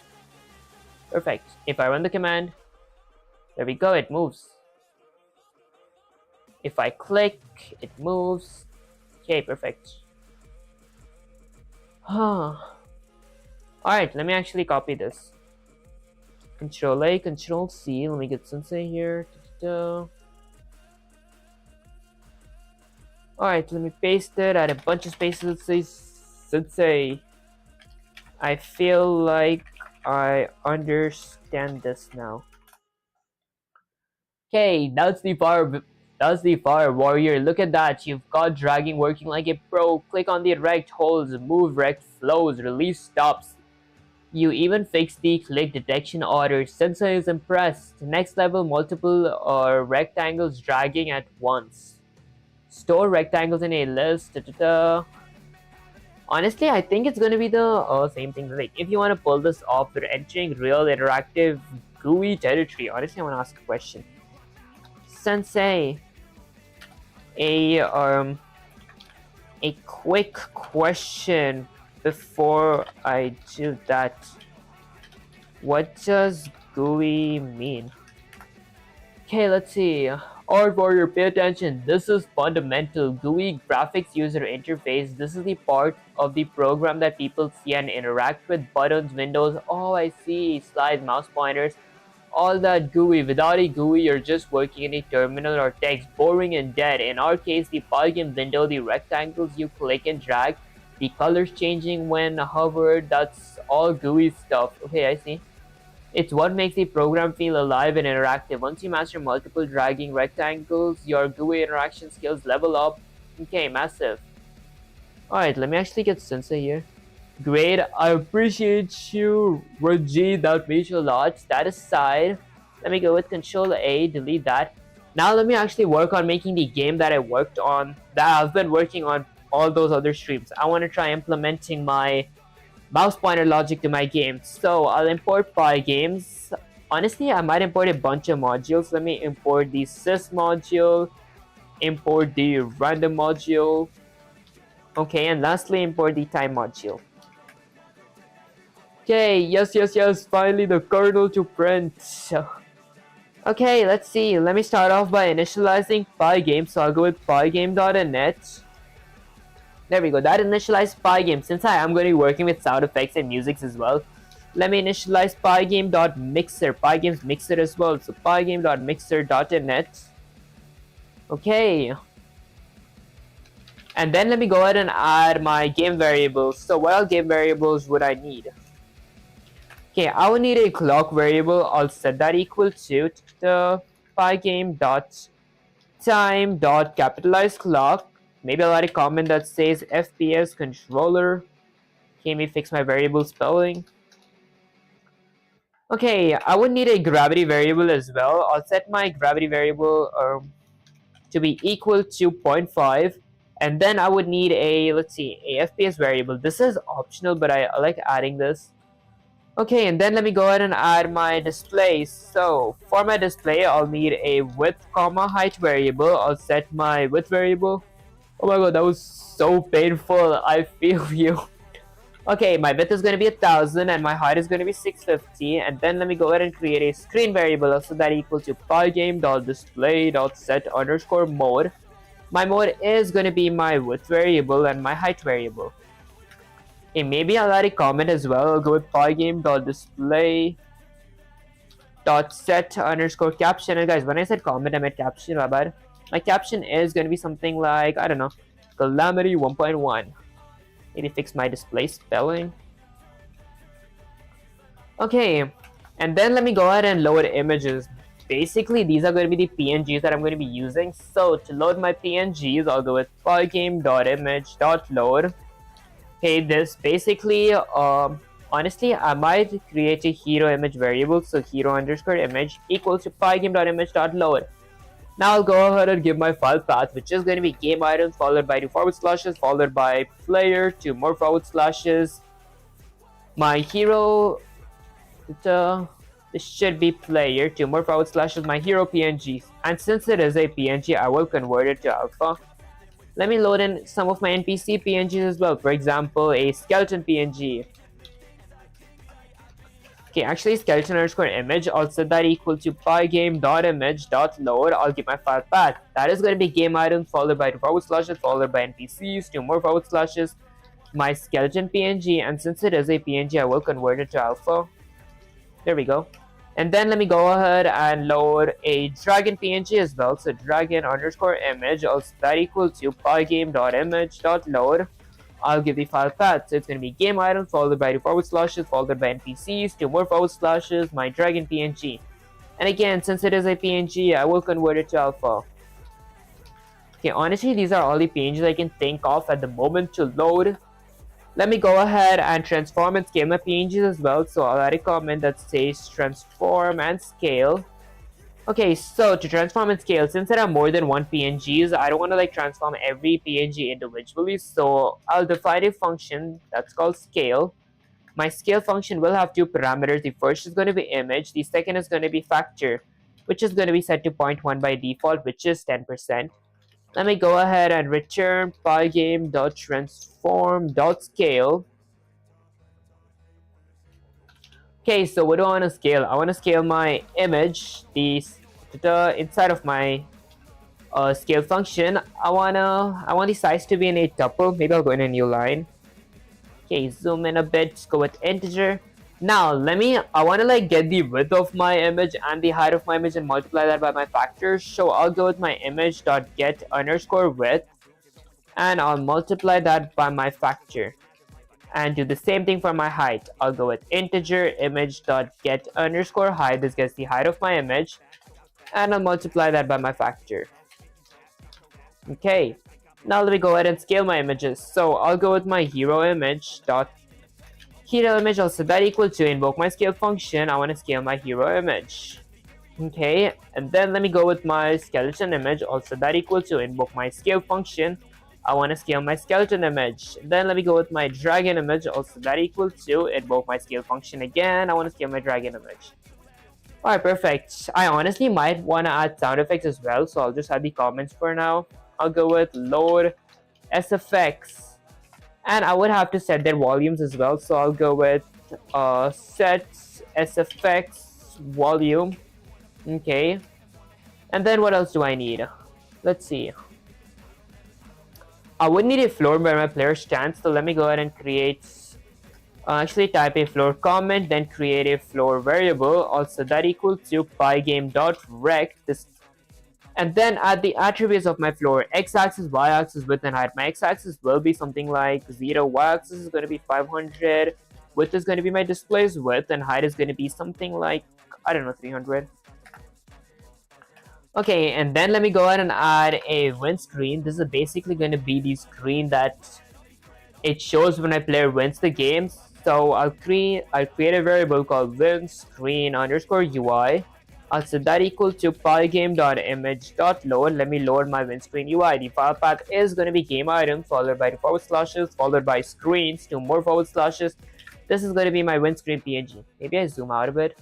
Since it is a PNG, I mean, since it's not a I won't be using this as a PNG. This is going to be covering my entire display. I won't convert it to alpha. I'll just convert it. And then let me go ahead and scale it. I'll go with win_screen_UI. I'll set that equal to pygame.transform.scale. I want to scale my win screen UI. The size is going to be in a tuple. The size will be my width, height. My display's width and height. Okay, there we go. Okay, and honestly, I actually might add fonts as well. I'll go with a win_text_font. This is going to be my win screen text font. Set that equal to pygame.lowercase font.capitalized font. My font type will be none. Basically, pygame's default font. The size will be 50. Okay, and then I would need a game won and game lost boolean variable. Honestly, I might add that inside of my game class because I would have to reset that eventually. Like if my player loses, he's going to hit R. That's going to reset the game. So I'll add that later. Let me go ahead and add my lose screen as well. So lose screen. For my lose screen, I'll create a lose_screen_UI variable. Also that equal to pygame.image.load. I'll give the file path. So game item followed by 2 forward slashes. There we go. So game items. Okay, there we go. So game items followed by 2 forward slashes followed by screens, 2 more forward slashes. My lose screen PNG, and since it is a PNG, I mean, since I'm not going to be using this as a PNG, I won't convert it to alpha. Alpha is basically for the stuff like my swords and everything, all these stuff that actually moves, like my NPCs, player, and all that. That aside, let me scale my lose screen UI. So I'll go with lose screen UI. So that equal to pygame.transform.scale. I want to scale my lose screen UI. The size is going to be in a tuple. The size will be my width, height. Okay, and then let me add a font. So I'll add a lose screen font. My font is going to be equal to pygame.lowercase font.capitalized font.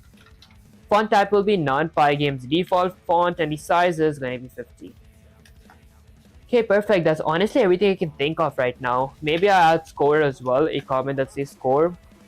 Okay, I'll add a score underscore font variable here. Score text font, score underscore text underscore font. Also that equals to pygame.font.capitalized font. My font type will be none, size will be 36. Okay, now with that out of the way, let me go ahead and add classes. The first class I'm going to be adding is going to be my game class. Okay, so my game class will have a dungeon init constructor. Okay, I won't have any parameters, honestly. I'll just create a bunch of instance variables. Like, honestly, I might add a comment first. This is going to be my game state. 1, 2, 3, 4, 5, 6 hyphens. Okay, so for my game state, I'll need a self.game underscore 1 boolean instance variable. I'll set that equal to true. Okay, maybe fix my typo now. There. Okay, and then I would need one for game lost as well. So self.game underscore lost, that is going to be equal to true as well. Okay, honestly, what else would I need? I'll need a score as well. So score 1, 2, 3, 4, 5, 6. Okay, I'll go with self.score, also that equal to 0 because I want my player to start with 0 score. Let me go with a let's see, score boolean instance variables that equal to false because I haven't scored yet, and honestly my game lost in game 1 will be equal to false as well. There we go. Okay, perfect. What else do I need? Let's see. I actually okay, I might need collision flags as well. Collision flags is basically and I might remove these hyphens. I'm way too lazy to type them out now. Okay, basically collision flag is like my collision detection with my NPC. So if my hero collided with my NPC, it's going to be considered as a collision flag. That said, honestly, I might actually just I want to try something new right now, so I'll go with hero collision. I'll set that equal to false because my hero hasn't collided yet. Okay, this is going to be an instance variable, so I will prefix it with self dot. Okay, that's honestly everything I can think for now. So above my game class, let me go ahead and create a few more classes. For example, a class for my move. So this is going to be a move class. Basically, a move class is going to have x-axis velocity and y-axis velocity, since all my objects are going to be having x-axis or y-axis velocity. So let me create self dot. Actually, let me define a dungeon init constructor first. There we go, which is going to be having an x-axis underscore velocity parameter, which is going to be set to 0 by default. Y-axis velocity parameter, which is going to be set to 0 by default as well. Then let me create a few instance variables. Self.x-axis velocity equals to x-axis underscore velocity. Self.y-axis underscore velocity equals to y-axis underscore velocity. Okay, next up, let me go ahead and create a class called game object. Basically, what the game object class does is like it's going to be having images, recs, and masks. The reason it's having masks as well is because I am going to be using pixel perfect collision, and all my all my objects are going to need images and recs. So yeah, that's basically for that. Then my game object will inherit from my move class as well. Okay, so now it has access to all the methods and attributes of my move class, my game object class. So let me go ahead and define a dungeon init constructor, okay, and add a few parameters. I would need a image parameter, a position parameter, which is going to be set to 0 by default. Okay, I want to add a mask parameter here, that as an instance variable. Honestly, yeah, these are the only two parameters my game object needs. Image and position. Okay, now let me go ahead and add a super parentheses dot dungeon init. So a super dungeon init. Okay. My super dungeon init needs to have all the parameters from my move class and just from my move class. So I'll need to add a x-axis underscore velocity equals to x-axis underscore velocity and y-axis underscore velocity equals to y-axis underscore velocity. Excuse me, guys. Should I change this to 0? Okay, there we go, 0. Alright, and then what else would my game object class would need, let me create a few instance variables. So self.image equals to image, self.position equals to, honestly I might not have to add a one for position. Let me add an instance variable for rect. Self.rect equals to, let's see, self.image.get underscore rect. The position is going to be, let's go with top right this time. I always go with top left. Top right, which is going to be my position. Okay. Actually not a tuple, just my position variable. There we go. Okay, and then I need a sub.mask. Sub.mask is going to be equal to pygame.mask.from underscore surface, and the surface will be my self.image. Okay. So let me check my stream going good. Okay, let me check on Twitch. Okay, Twitch stream's going good. Let me check on Kick.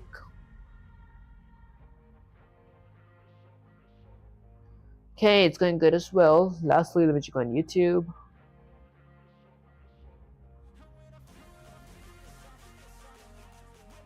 Alright, perfect. Guys, I'm so exhausted. Okay, that aside. So, what else would I need? My game object class will be having, let me actually add a move method to my game object class, which is going to be having a keys parameter to it. And then, let's see. Let me add a bunch of if statement. If my keys at index of pygame.k is right, if my right key is pressed, I will increase my self.rect.x-axis, my player's x-axis, by my self.x-axis underscore velocity. And if my keys at index of pygame.k is left, if my left key is pressed, I will decrease my self.rect.x-axis by my self.x-axis underscore velocity. Okay, and lastly, if my keys at index of pygame.k is space, if my spacebar is clicked, I'll reassign my Okay, honestly, my move method might need to go under my hero class, because I need to have a a jump strength as well. Okay, so let me actually do that. Let me go ahead and create a hero class real quick. So I'll create a class called hero. Okay, my hero class will inherit from my game object class. Let me go ahead and define a dunger init constructor. The parameters that my hero class would need is going to be, let's see, x-axis underscore velocity, y-axis underscore velocity. I honestly might not have to add all these. I'll just need a jump strength parameter. So jump underscore strength. Okay, which is going to be set to -4 by default. Okay, and then I'll go ahead and add a super.dunger init. Okay, now let me add all the parameters from my game objects class, like image parameter, which is going to be set equal to image. Image equals to image. Let me add a image here. Okay, maybe add a position as well. X-axis velocity, y-axis velocity, and jump strength. Okay, I need all variables here. So image is going to be equal to image. Position is going to be equal to, I don't know, like 100 by 300. X-axis velocity is going to be equal to 5 pixels per frame. Y-axis velocity is going to be equal to 5 pixels per frame as well. Let me create an instance variable for my jump strength. Self.jump underscore strength is going to be equal to my jump strength. Okay, perfect. Next up, under my game class, let me go ahead and create a game object, also that equal to my game class. And inside of my game class, I'll add a comment that says game objects. I'll create my game objects here. So I'll go with a self.hero object. I'll set that equal to my hero class. Okay, perfect. Let me just keep that there. Okay. It would need a parameter of image to it. My image, honestly, I might just set it here to be my hero image. This is going to be my hero image. Alright, now I can access my my jump strength here. So self.y_velocity is going to be equal to my game object dot the hero class inside of my hero object inside of my game object dot the jump strength. Okay, perfect. And then let me go ahead and define a automate method as well. Okay, so for the automate method, I will increase my self.rect dot x-axis by my self.rect dot x-axis velocity. This is basically going to be making my player move to the x-axis. Okay, let me actually change this to minus, so my player moves to the right, although they will exit the window. So let me go ahead and add a loop here. Let me add if statement. If my self.rect x-axis is greater than or equal to 0, actually I'll go with is less than 0. Okay, I'll reset my self.rect x-axis to be equal to 850. Okay, that's honestly pretty much it for my game objects. I'll need one more method called the draw method, which is going to be having a parameter of surface, which is going to be set to screen by default. Okay, and then I'll go with surface.blit. I'll build something to my surface. I want to blit myself.image and myself.rect. Okay, maybe fix my surface typo. Okay, and then maybe I drink some tea.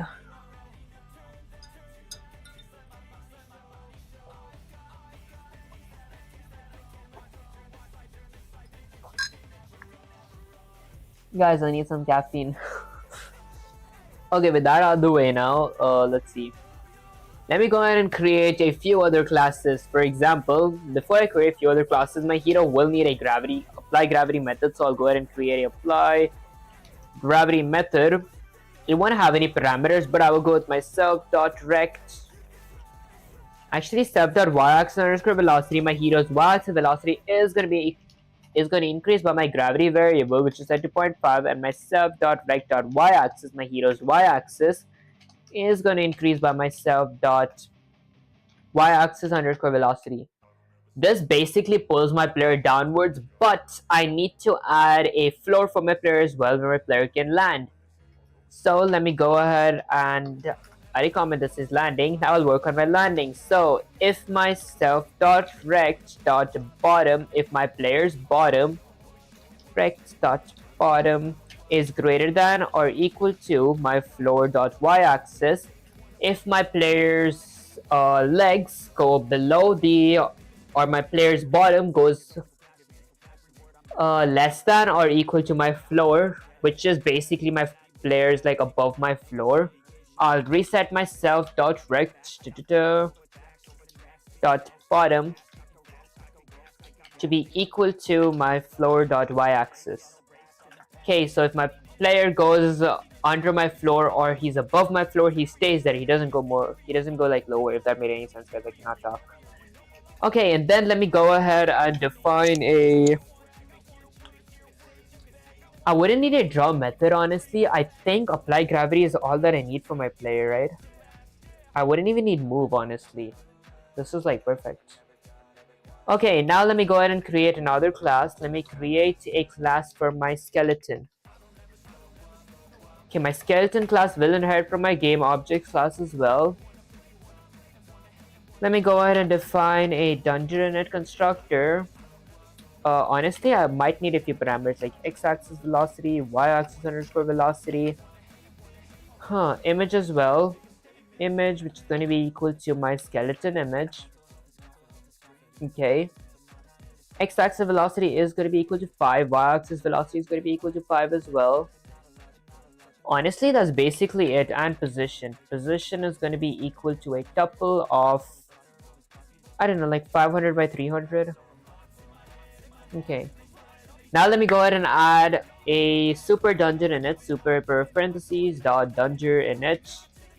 Okay, and add all the parameters from of my game objects class. So I'll need a x-axis underscore velocity. which is going to be equal to x-axis underscore velocity, y-axis underscore velocity, which is going to be equal to y-axis underscore velocity. Honestly, let me just go with image equals to image and position equals to position. Okay. There we go.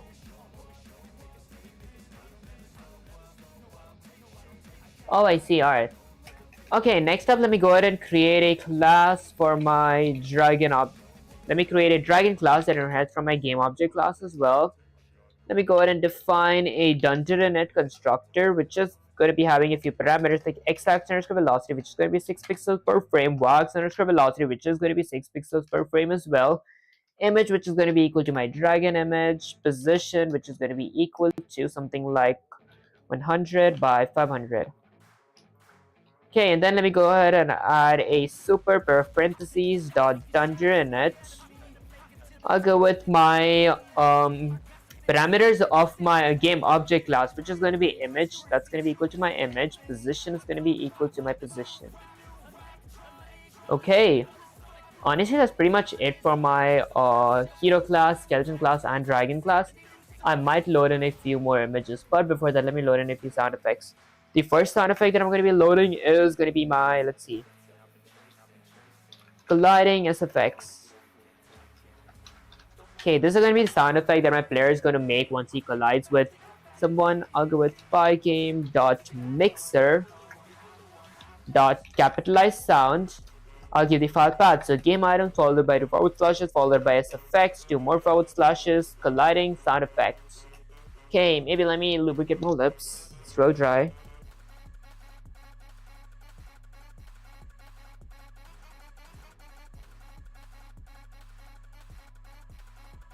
There we go.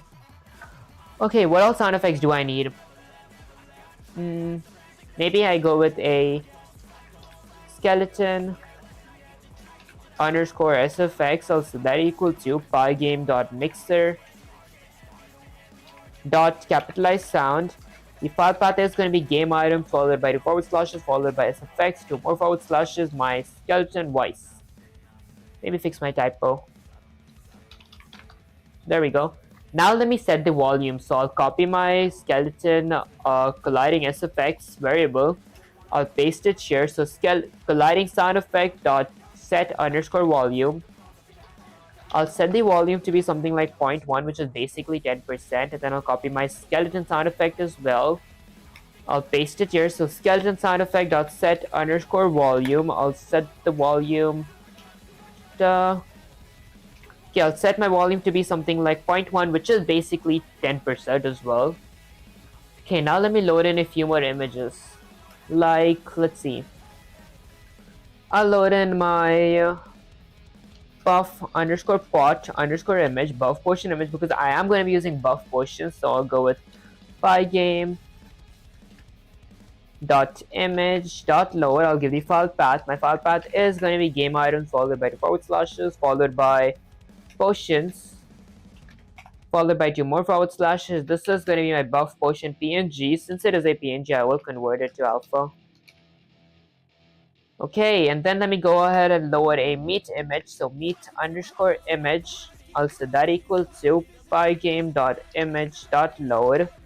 I'll give the file path like game item followed by 2 forward slashes followed by meals, 2 more forward slashes, my meat PNG. Since it is a PNG, I will convert it to alpha.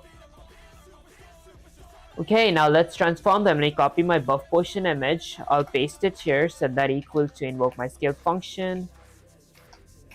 I want to scale my buff potion image, and honestly I want it to be smaller than my hero image, skeleton image, and dragon image, so I'll manually set a factor to be 0.5. Next up, let me copy my meat image. I'll paste that, so that equal to invoke my scale function. I want to scale my meat image. The factor is going to be the same as my buff potion image, which is set to 0.05. Okay, honestly, these are the only ones I can think of. Let me go ahead and load a few more sound effects. This is going to be my drinking SFX. Also, that equal to pygame.mixer.sound.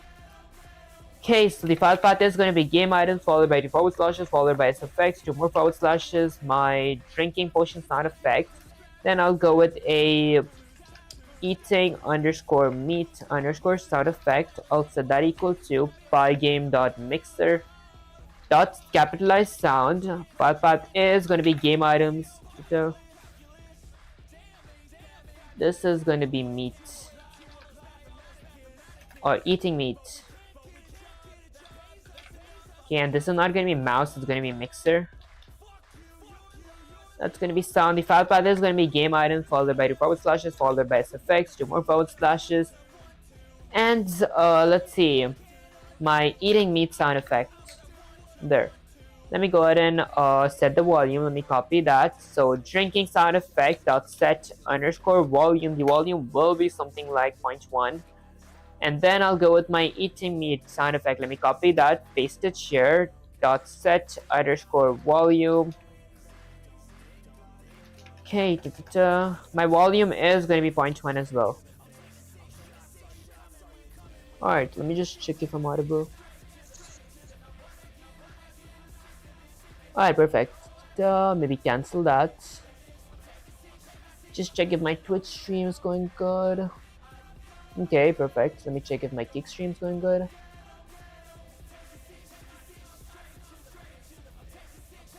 Alright, perfect. Okay, what else do I need now? Now that I've loaded the images, do I need to load anything else? I can't think of anything else. So let me go ahead and create classes now. Let me create a class for my drops. So I'll create a class. Actually, I'll create a class for my meat first. So class meals. This is going to be my meals class. Okay, my meals class is going to inherit from my game objects. Honestly, I don't think it's going to inherit from my game object because I want the position to be random of my meals class. I could use the whatchamacallit, images and recs. The position is going to be set to none. Okay, honestly, I might just inherit from my game objects class. Then let me go ahead and define a dunder init constructor. My meals class won't honestly have any parameters to it. Or actually, it might have a image parameter and a position parameter, which is going to be set to none for now. Okay, and then let me add a if statement. If my position is none, if my position is set to none, I reassign position to be equal to a tuple of random.randint.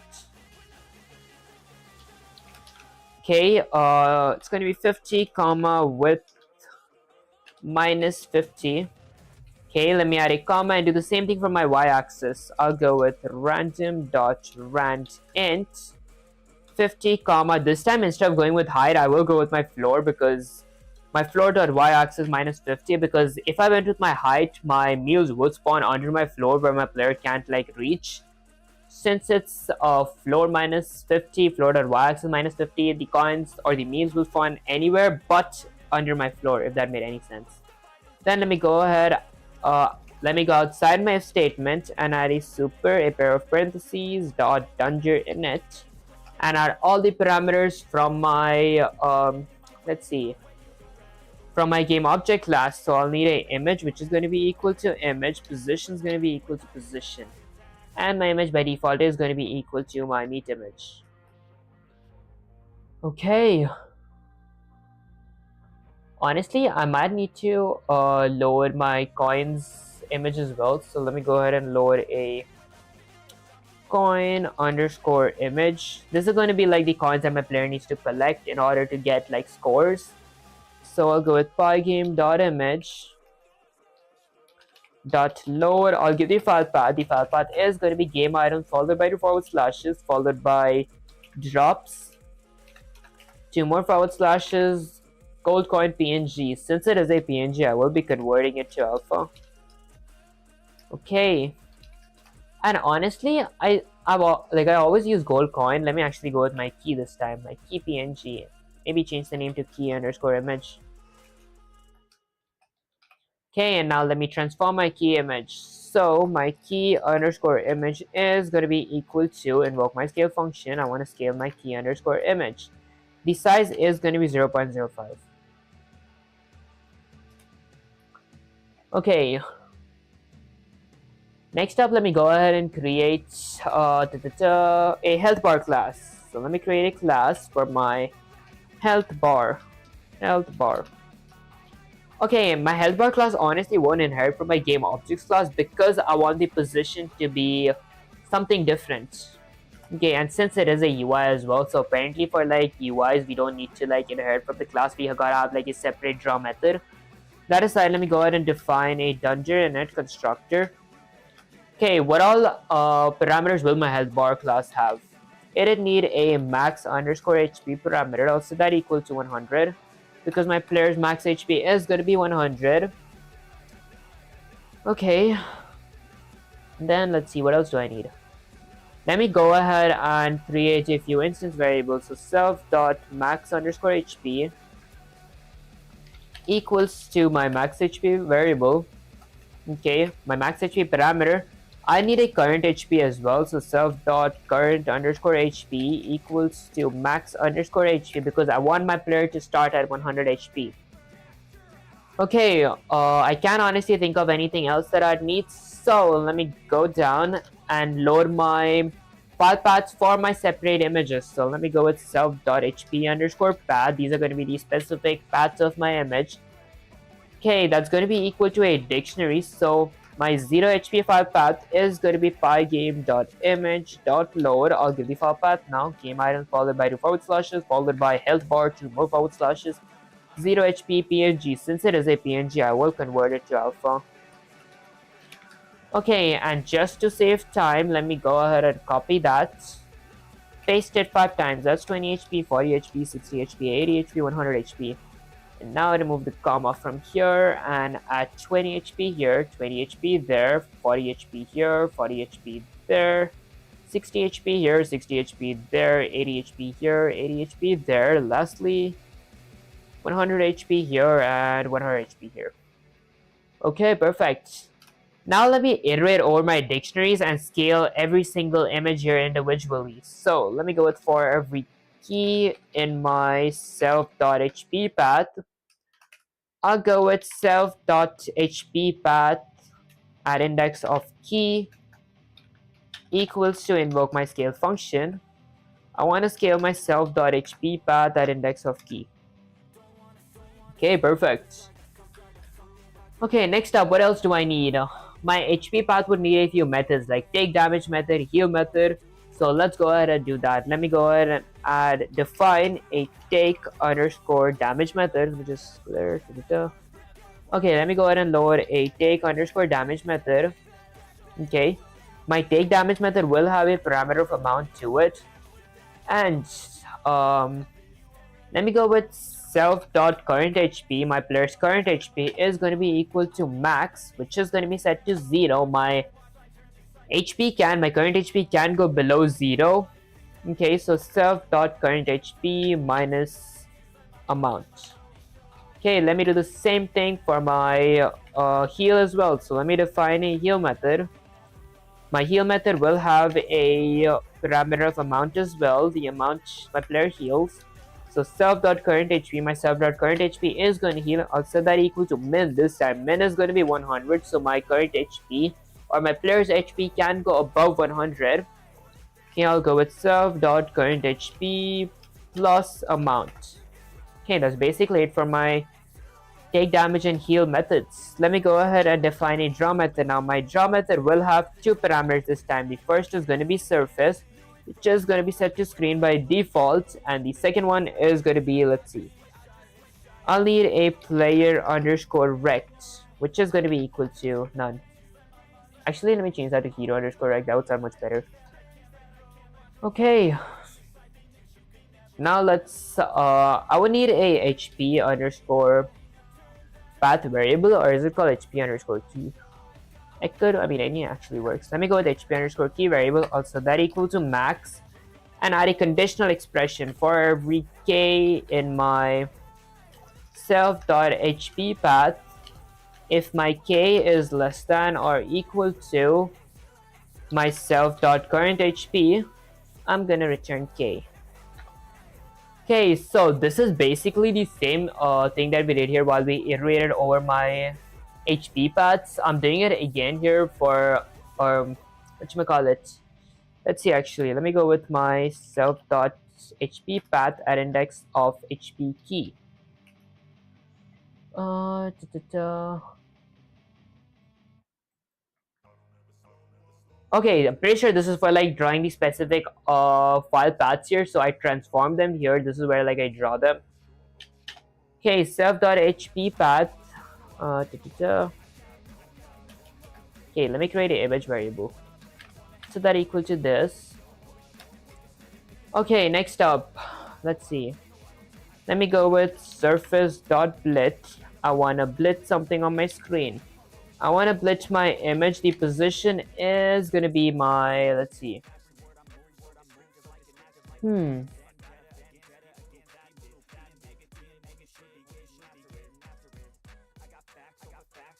Okay, it's going to be hero underscore rect. Alright, that's basically it for my health bar. Let me go ahead and create a class for my buff potion now. So I'll go ahead and create a class for my buff potion. Okay, my buff potion is honestly gonna inherit from the game objects class. Did I load my image? Okay, I did load my buff pot image. Let me go all the way down here. Okay, so my buff potion will have a dungeon in it. So let me go ahead and define a dungeon init constructor. And I'll have a few parameters like image, which is going to be equal to my buff pot image. And position, which is going to be equal to none for now. The same thing that I did with my,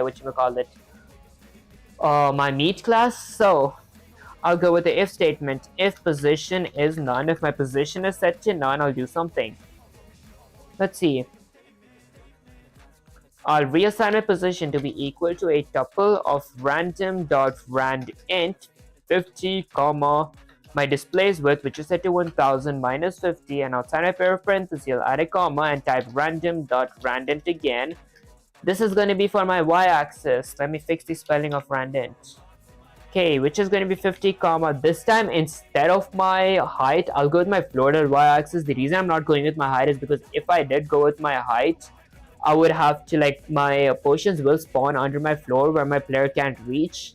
So writing floor.y-axis minus 50 ensures that my potions will spawn anywhere but under my floor.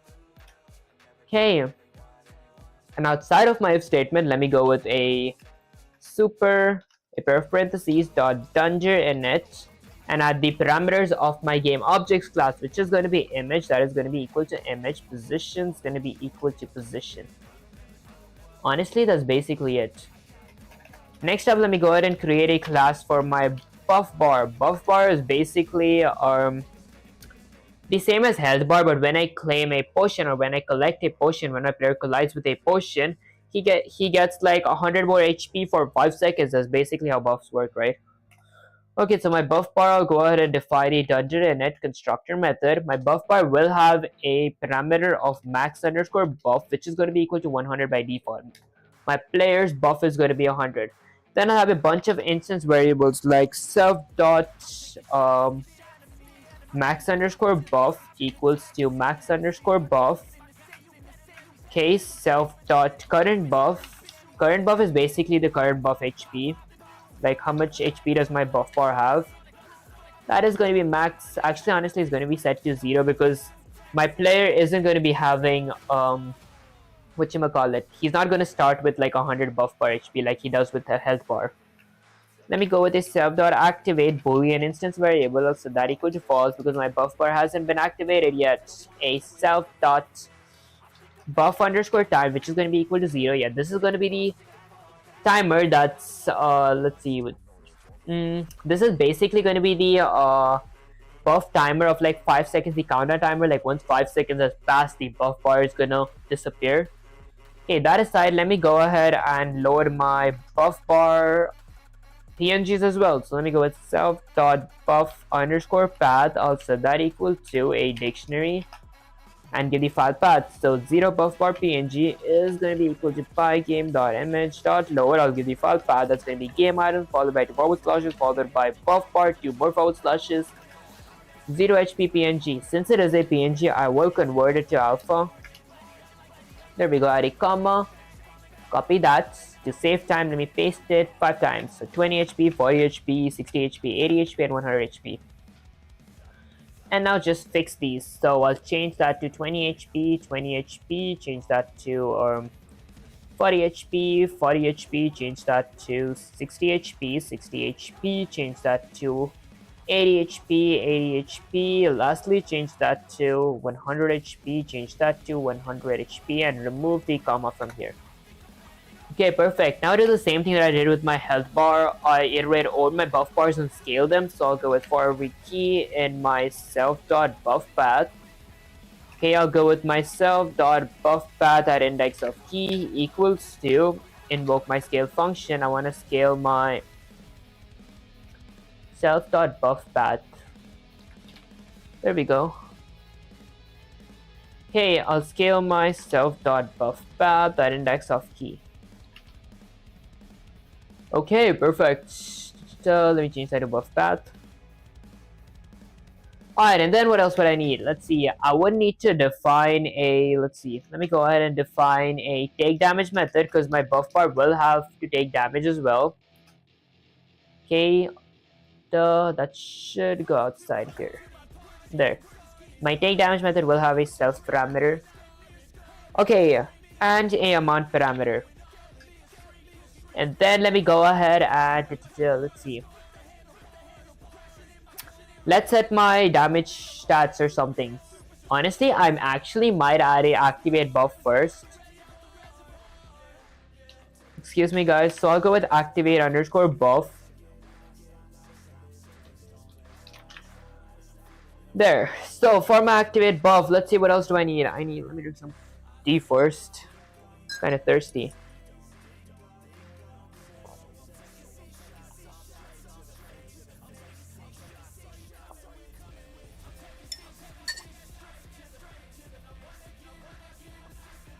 Alright, so for my activate buff, let me add a few instance variables. So like self.activate is going to be set to true.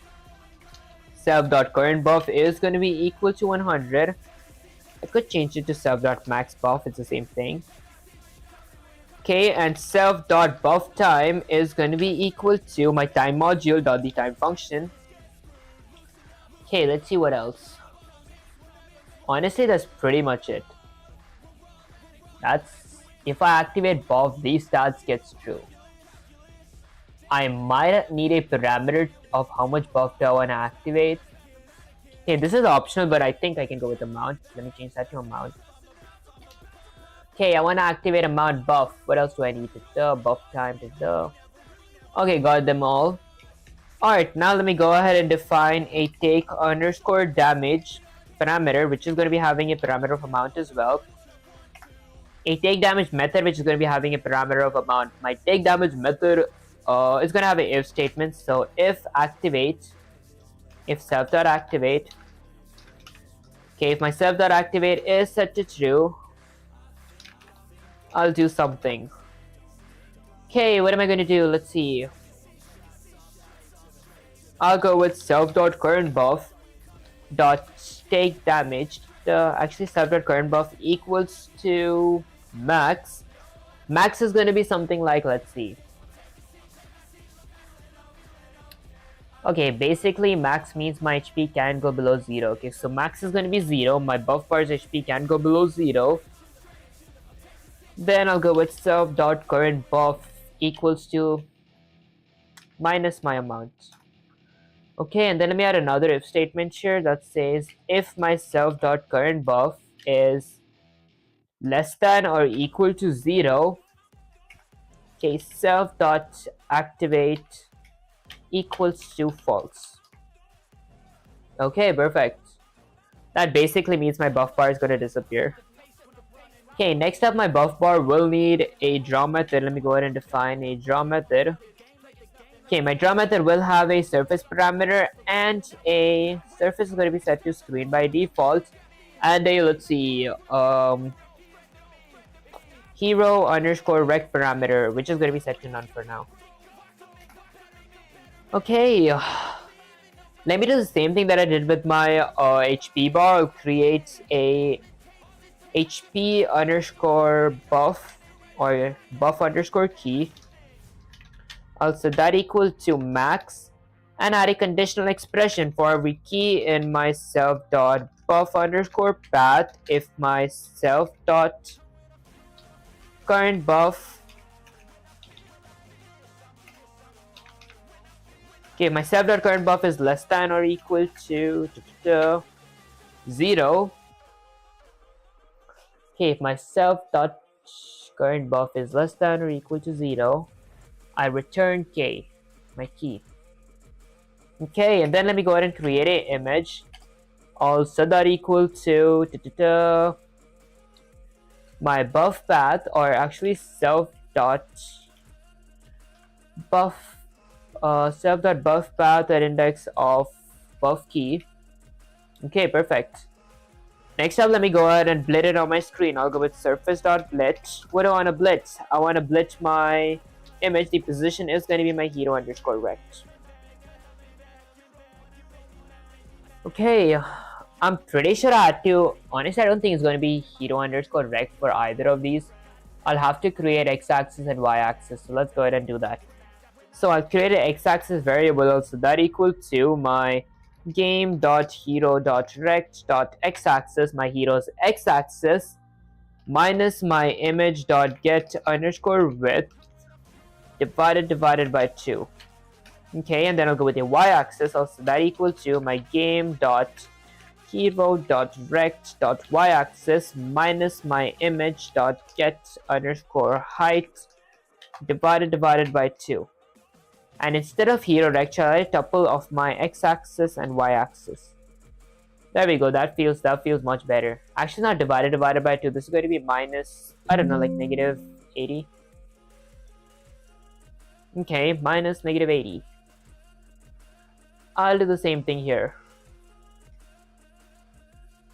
Okay, I'll go with the x-axis, which is going to be equal to, let's see, game.hero.rect.x-axis minus my image.get underscore height, actually width. I'll divided by 2 for my y-axis. That's going to be equal to my game.hero.rect.y-axis minus my image.get underscore height minus negative 50 this time, which is going to be a little higher than my HP bar. This is going to be x-axis and y-axis. Okay, this feels much more correct.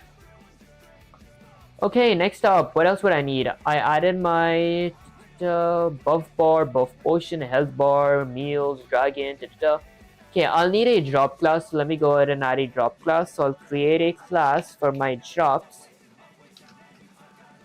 Okay, honestly my drops class will inherit from my game objects class. There we go. Let me go ahead and define a dungeon init. This is going to be having a few parameters. Let's see.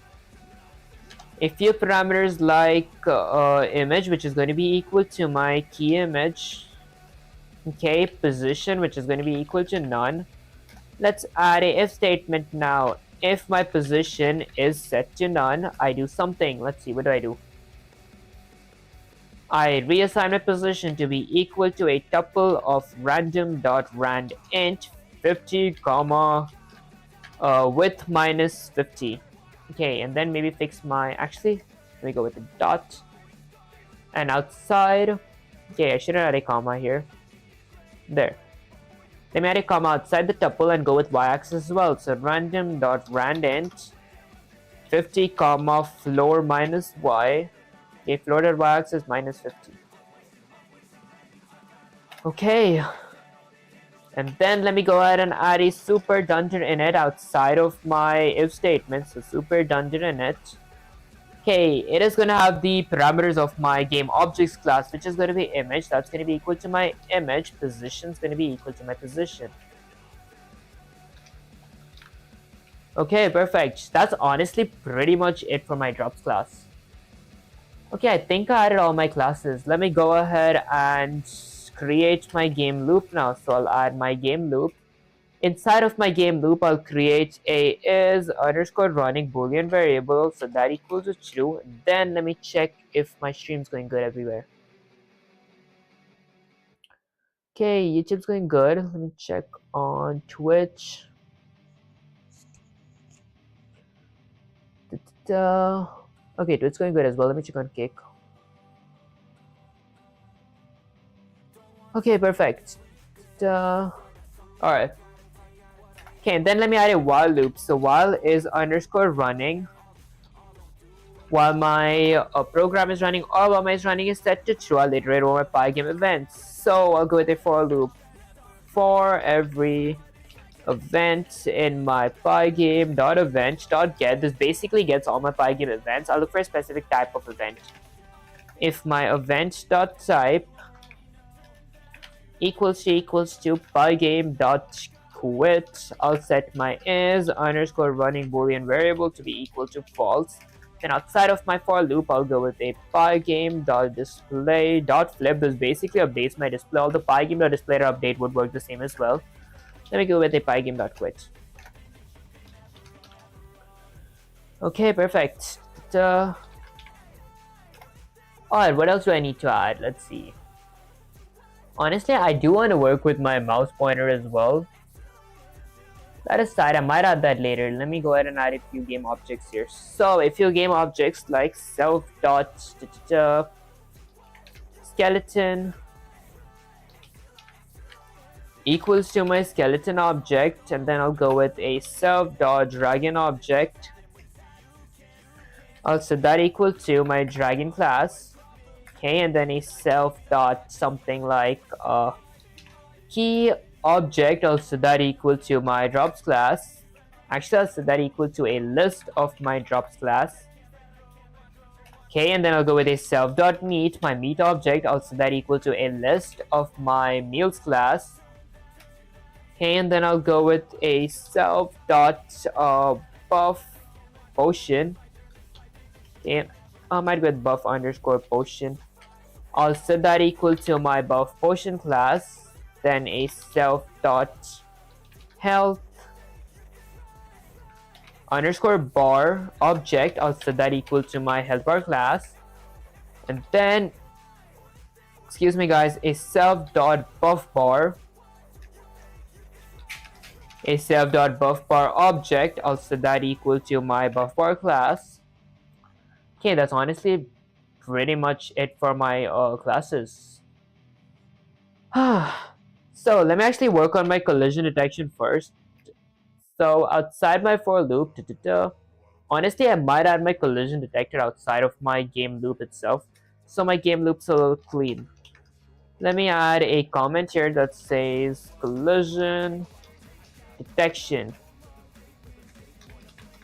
Okay, for my collision detection, I'm going to be defining a collision underscore detector function. My collision detector function will be having a few parameters like my hero parameter. I could go with player, honestly. I'll go with my player parameter, my enemy parameter.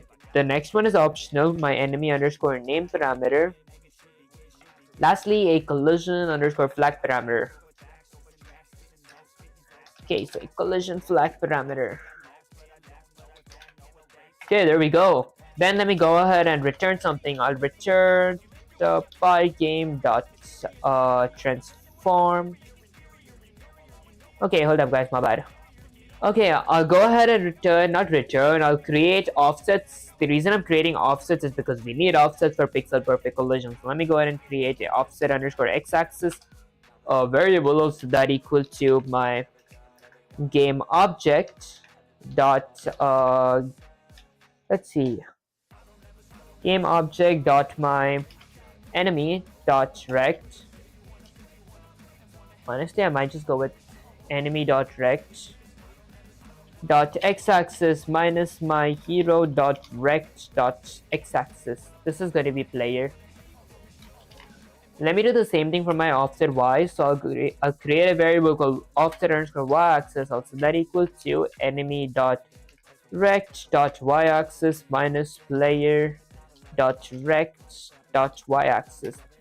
Then let me go ahead and create a overlap variable, so that equal to pygame dot, honestly not pygame, I'll go with my player dot mask dot overlap my enemy dot mask at the given offset of offset underscore x-axis and offset underscore y-axis. So basically what this means is if my player mask overlaps with my enemy mask at this offset, it's going to be considered as the overlap. Now let's add a if statement. So if overlap, if my player did overlap, let's do something. And if not collision flag, if my collision flag is set to true as well, I'll print boom collided. Okay, and then let me go ahead and create a damage variable of that equal to 20. Honestly, I could add a damage parameter here as well, which is going to be equal to 20 by default. So I wouldn't have to like create a separate variable. Okay, let's see. If I collide, let me let my buff bar absorb damage first. Okay, for that I'll check if active if my game dot buff bar dot active does my buff bar like have a activate method. If my game dot buff bar dot activate,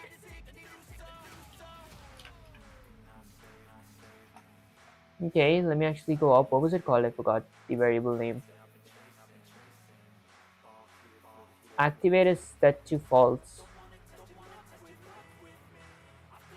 Okay, so if my game dot buff bar dot activate,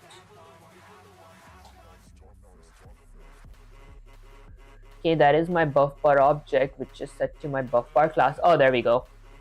I forgot to add a pair of parentheses. No wonder it didn't work. There. If my sub.buffbar.activate, if my buff bar is active, let's see. I'll go with game.buffbar.take damage. My buff bar is going to take damage of my damage parameter here, which is set to 20 by default. Okay, there we go. And let's add an if statement here as well. If my game.buffbar.current buff is less than or equal to 0, I'll set my game.buffbar.activate to be equal to false. Okay, let's go with an else clause now. Else health bar dot actually game dot health bar. Let me go with else game dot health bar dot the current HP. Actually, I'll take damage. Game dot health bar dot take damage. My damage parameter. Okay, there we go. Let me add another if statement here as well. So if game dot health bar dot current HP is less than or equal to 0, I'll set my game underscore lost to be equal to true. Okay, so if my health bar is set to 0, I lose the game. Okay, perfect. That honestly looks pretty good to me. Okay, what else do I need now? Okay, let me go inside my game loop and create a comment that says something like this. Should most likely be inside of my, actually outside of my for loop. Comment that says collision detector. Actually, detection would sound much better. There we go. For my collision detection, I'll go with my game.skeleton collision, skeleton underscore collision. My collision flag, I'm pretty sure I added my collision flags here. Okay, I added a hero collision. Okay. Game.hero collision. There we go. If my I'll set my game.hero collision, invoke my collision detector function. Honestly, I might not need the enemy name because I'm not adding like specific enemies, if that made any sense. Okay, I'll need a image.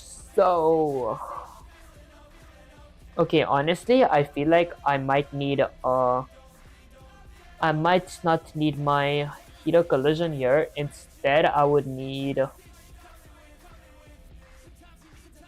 So let me change that to skeleton collision. And one for dragon collision. So dot dragon underscore collision. Also that equals to false as well because I haven't collided with the dragon yet. Okay, so game dot skeleton collision is going to be equal to my collision detector function. Let me invoke that. Okay, my player is going to be my game dot hero. My enemy is going to be my game dot skeleton object. My enemy name is going to be a skeleton. Okay, lastly, my collision flag will be my game dot skeleton collision. There we go.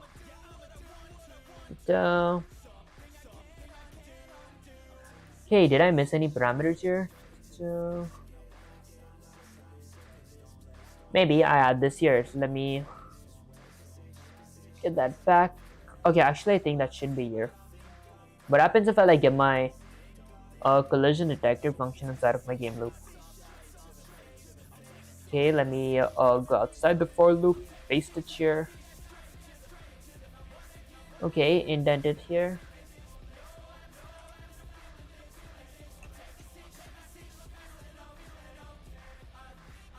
Huh.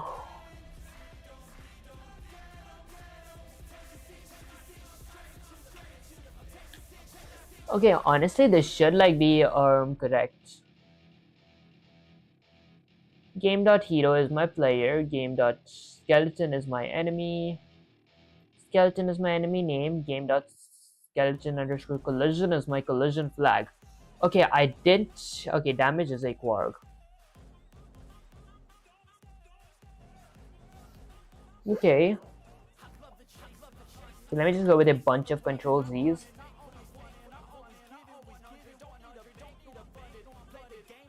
Alright, let's see now.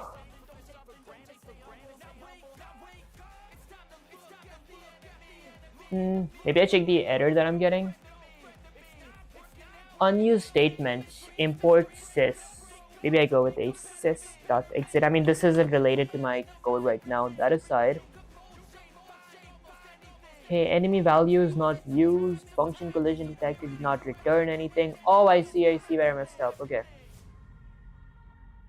So if overlap, I return true. Let me go ahead and return true. There. So this should return true here. Otherwise, I'm going to return false. There we go. Now this should work. Alright, perfect. Let me do the same thing for my game.dragon collision. So game.dragon collision. Dragon underscore collision, which is going to be equal to my collision detector. My player is going to be my game.hero. My enemy is going to be my game.dragon object. My enemy name is going to be dragon. Collision flag will be my game.dragon collision. Alright, perfect. Okay, now that I added collision detection, what else do I need? I would need like collision detection for like my player and my whatchamacallit. Coins, my collision detection for player and meals, player and potions, but before that I honestly might add my win/lose logic. Okay, let me add a win condition first. So if my game.score is greater than or equal to 10, I'll set my game underscore 1 to be equal to true, and then let me go with another if statement. If game underscore 1 is set to true, I'll go with a screen.blitz. I want to blitz something on my screen. What do I want to blitz? Let's see.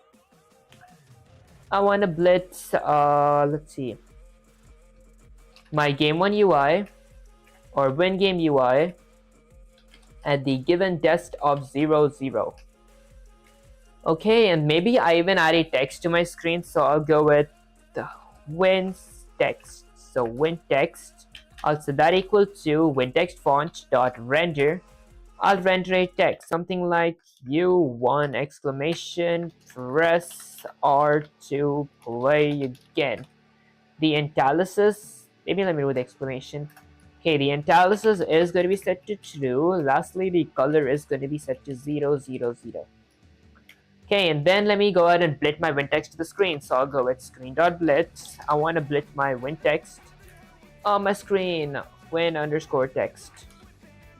There. Okay, and the dest is going to be around 250 by 40. Okay, now let me add a lose condition. So if game.game lost, okay, and I will lose the game if I like collided with a enemy and my HP is less than or equal to 0. Okay, if game.game_lose, is it called lose or lost? Okay, it's called lost. Okay, if I lose the game, I'll go with a screen.blit. Screen.blit. I want to blit my lose screen UI. Lose screen UI at the given dest of 0, 0. Okay, and then I'll add a text. So a loose text. Loose text is going to be equal to my loose screen font. Okay, dot render. Okay, I'll render a text, something like you lost exclamation. Press R to restart. Okay, and the analysis is going to be set to true. The color is going to be black. Then let me blit my loose text to my screen. So I'll go with screen.blit. I want to blit my loose text. My loose text at the given dest of 250 by 40. Okay, perfect. Let me add a else as well. Let's go with a else. Else my regular game loop. So regular game loop. Alright, perfect. Okay, there we go. And this honestly should be an else if. Okay, perfect. Let me go ahead and add my regular game loop. So what else do I need for my regular game loop? First, I might need a collision detection for my, player and drops. So let's go and do that. Let me go with collision detection for player and coins. Okay, so let me iterate over the list of my coins first. So for every coin in, let's see, for every coins in my game.coins object, do I have a coins object? Or game.keys object at index of colon. Basically what that index of colon does is it duplicates everything inside of my list, and I might change it to plural keys. There we go. Keys, meats, potions. There we go. Because they're in a list. Plural makes it sound much better. Okay. I'll do something. Let's see what I want to do for every coin. I'll create offset since I am going to be using pixel perfect collision. Let me go with offset underscore x-axis. Also that equal to my coin.rect.x-axis minus my game.hero.rect.x-axis. And then let me go ahead and create a offset underscore y variable. Also that equal to coin.rect.y-axis minus game.hero.rect.y-axis. And then let me create an overlap variable as well. Fix my rect typo.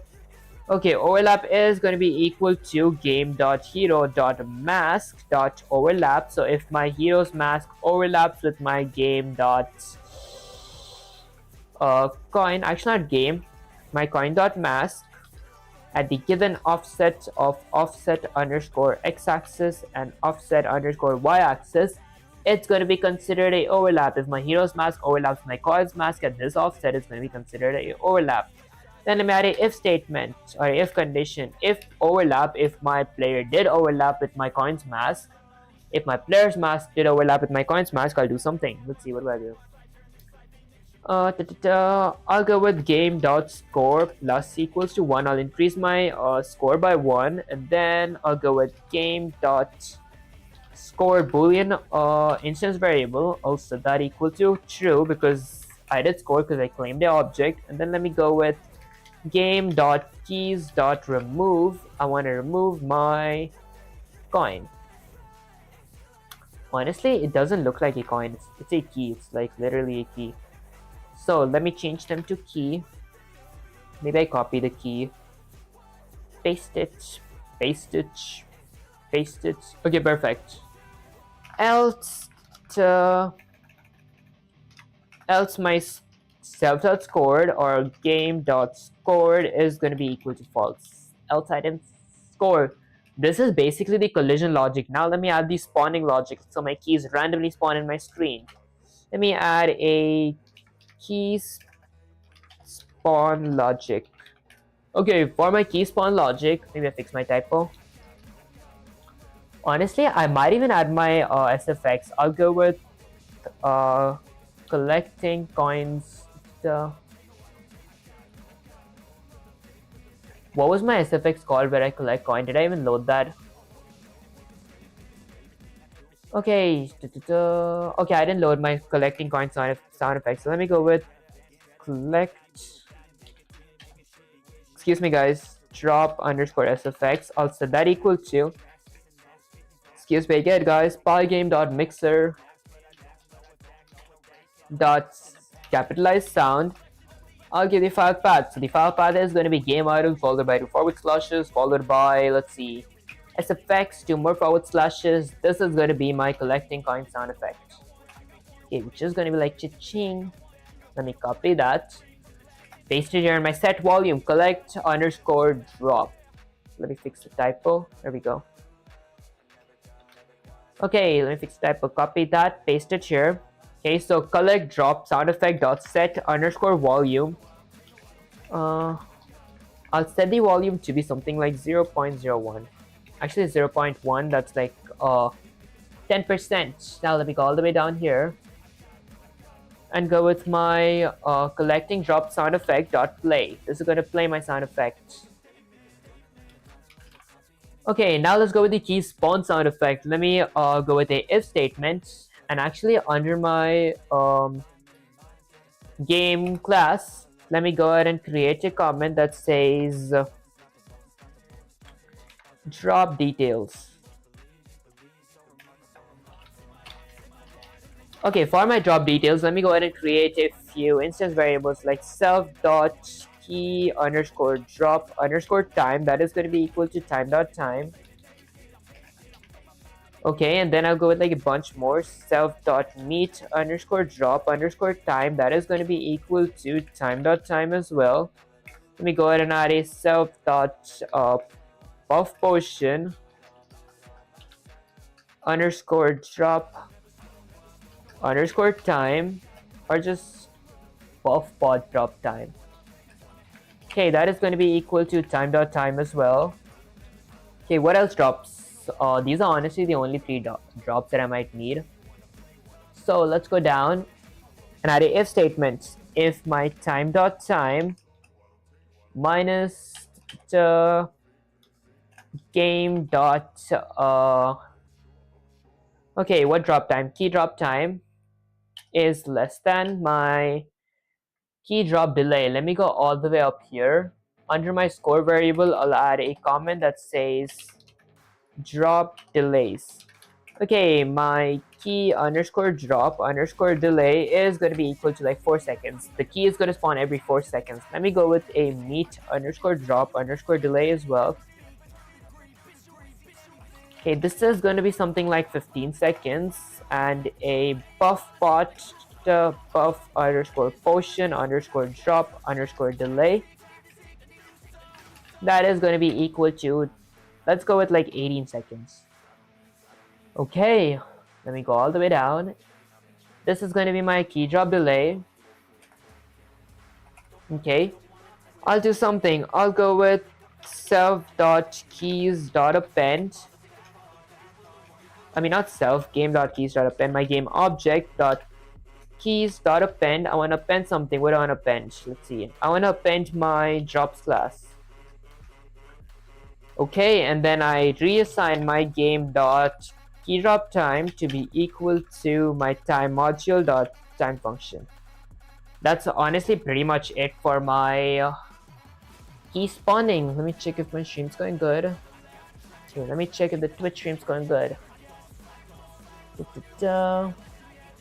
Okay, Twitch stream's going good. Let me check if my Kick stream's going good. Okay, perfect.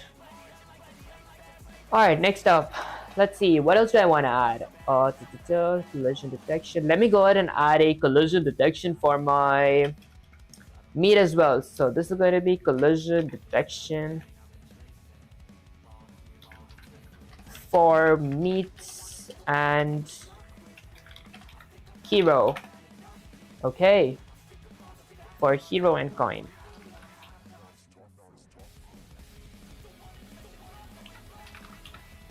Alright, so since let me go ahead and iterate over my whatchamacallit meats for every meats in my game dot meats at index of colon that basically duplicates everything inside of my list.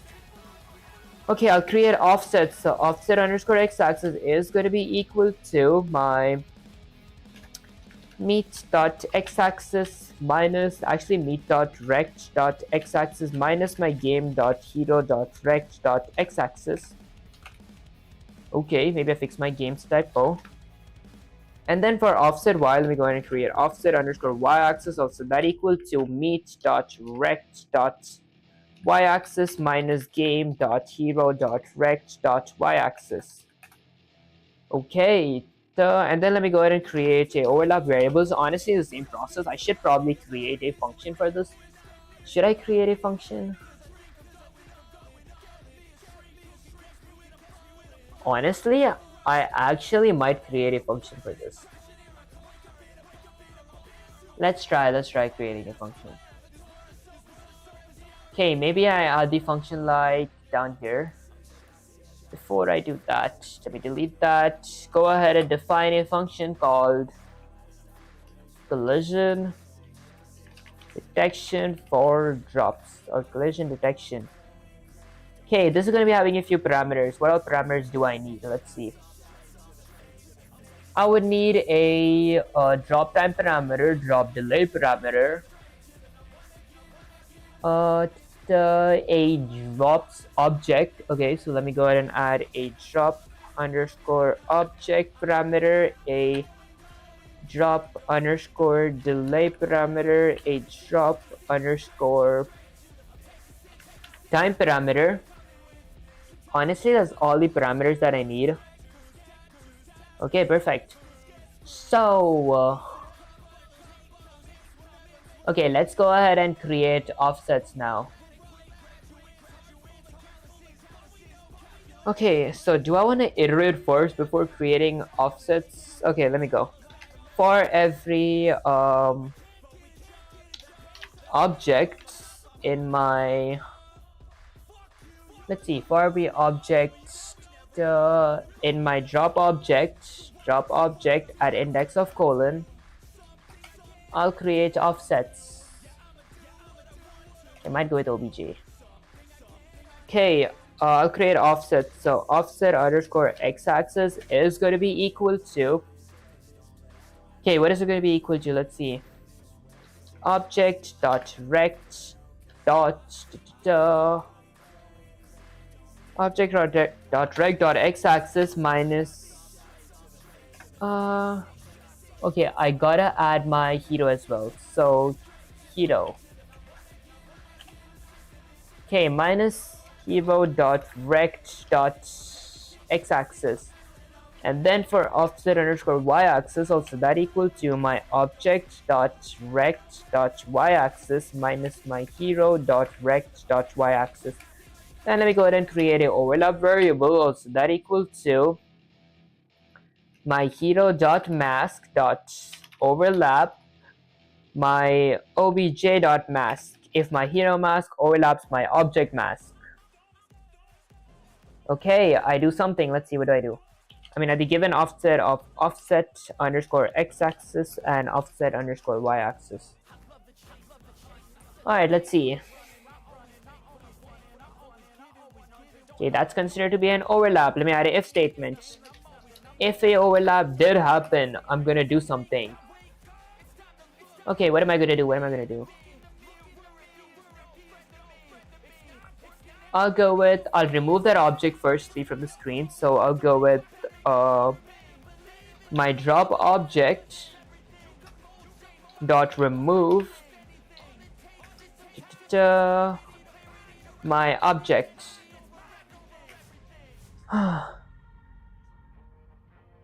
Okay, and then honestly, this won't be valid for my coins because I will increase my score. Okay, honestly, I just remove it. Yeah, this is pretty much it. I just remove it, right, from my screen. I might play this. This is like this one. This is not like a general sound effects. I won't like play it. Okay, that's basically it. Okay, and then let me go ahead and add a spawn time. So I'll do it for every object in my drop object at actually not at index of colon. I wouldn't even need at index of colon here. So, okay, actually no mind. Let me change it to if time.time minus drop underscore time is greater than my drop delay. Okay, let's see, what do? I go with my drop object, drop object dot append. I wanna append my class. Okay, so I'll need another parameter of class. Okay, this is gonna be object class parameter.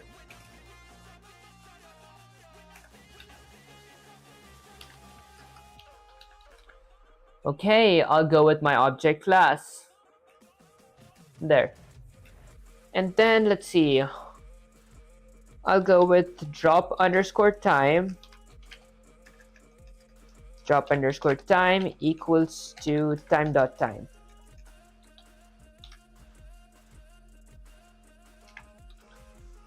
Okay, perfect. That's honestly pretty much it for this. So instead of having my meet collision here, let me delete that. Okay, so this has both. Maybe I go with a comment that says this is the spawn logics. Spawn logics. Spawn object logic. Okay, this is the spawn object logic and this is the collision detection logic.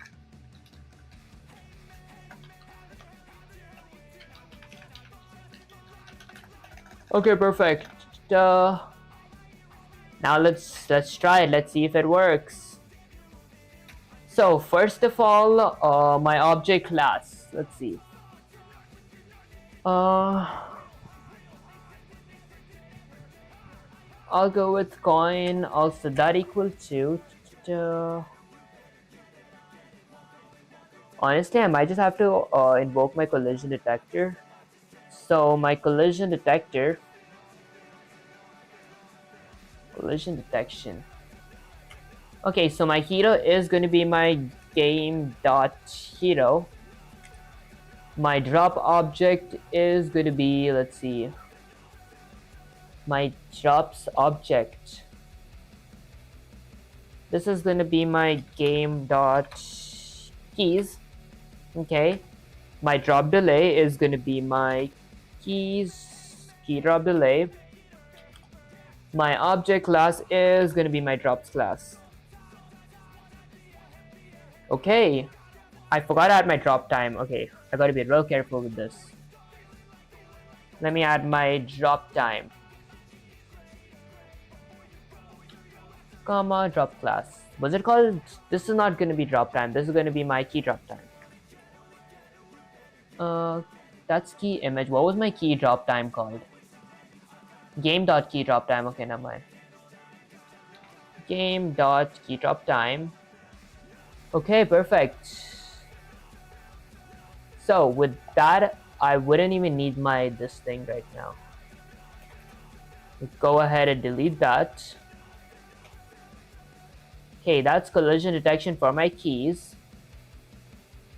Then let me add another collision detection for my meet. So game.hero. This is going to be my hero. Okay, I'll go with game. Let's go with meet. Then I'll go with my meat drop delay. Then a game dot meat drop time. Lastly, this is going to be my meals class. Okay, wait, why does it say collision this thing? Let me copy that, paste it here. Okay, perfect. And then let me invoke it one more time. Collision detection. This is going to be for my potions. Might just add a variable for it to be more readable. This is going to be my keys. That's going to be my meat. I don't know if I'll ever need these variables. Very sure I won't need these variables. Okay, let me just not fill in the parameters in that case. Okay, this is going to be game.hero. That's going to be game dot let's see, what else do I need? I need one for my buff potions, so I'll go with my game dot buff potion. There we go, buff potions is list. And then I need drop delays, so I'll go with game dot buff potion drop time. This is going to be drop delay, so I wouldn't need game here. I'll just go with buff potion drop delay. Then a buff potion drop time.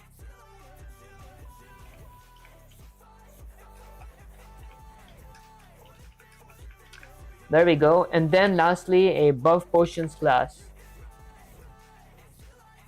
Okay, perfect. Let me honestly go ahead and add my graphics right now. I just want to test if it works, so I'll go with graphics.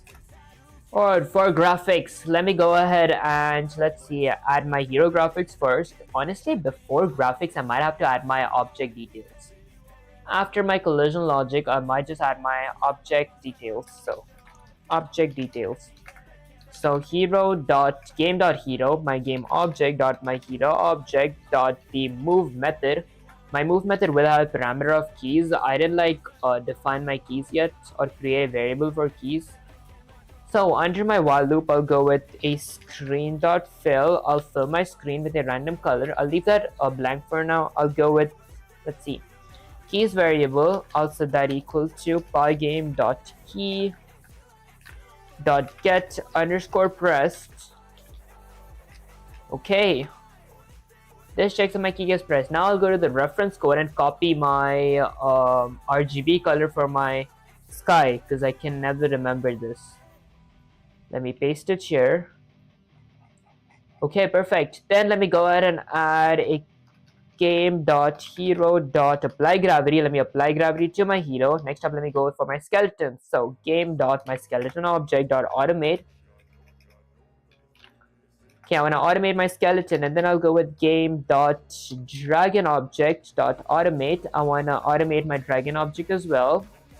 Okay, perfect. Next up, let me go ahead and add my graphics. For my graphics, let me go ahead and let's see.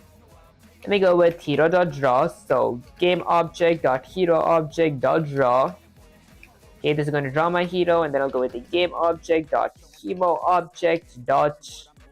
This is honestly going to be skeleton object dot draw, and then a gameObject.dragonObject dot draw. Okay, perfect. Let me just check if I'm audible. Alright, perfect. Okay, what else do I need? I need some tea.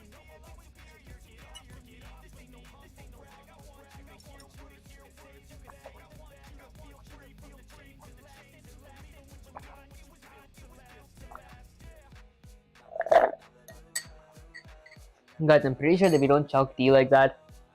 But that aside, these are honestly everything that I need. I might go ahead and split my score text as well. So I'll create a score underscore text variable. I'll set that equal to my score text font dot render. Okay, I'll render AF string score colon a pair of curly parentheses, my game dot score.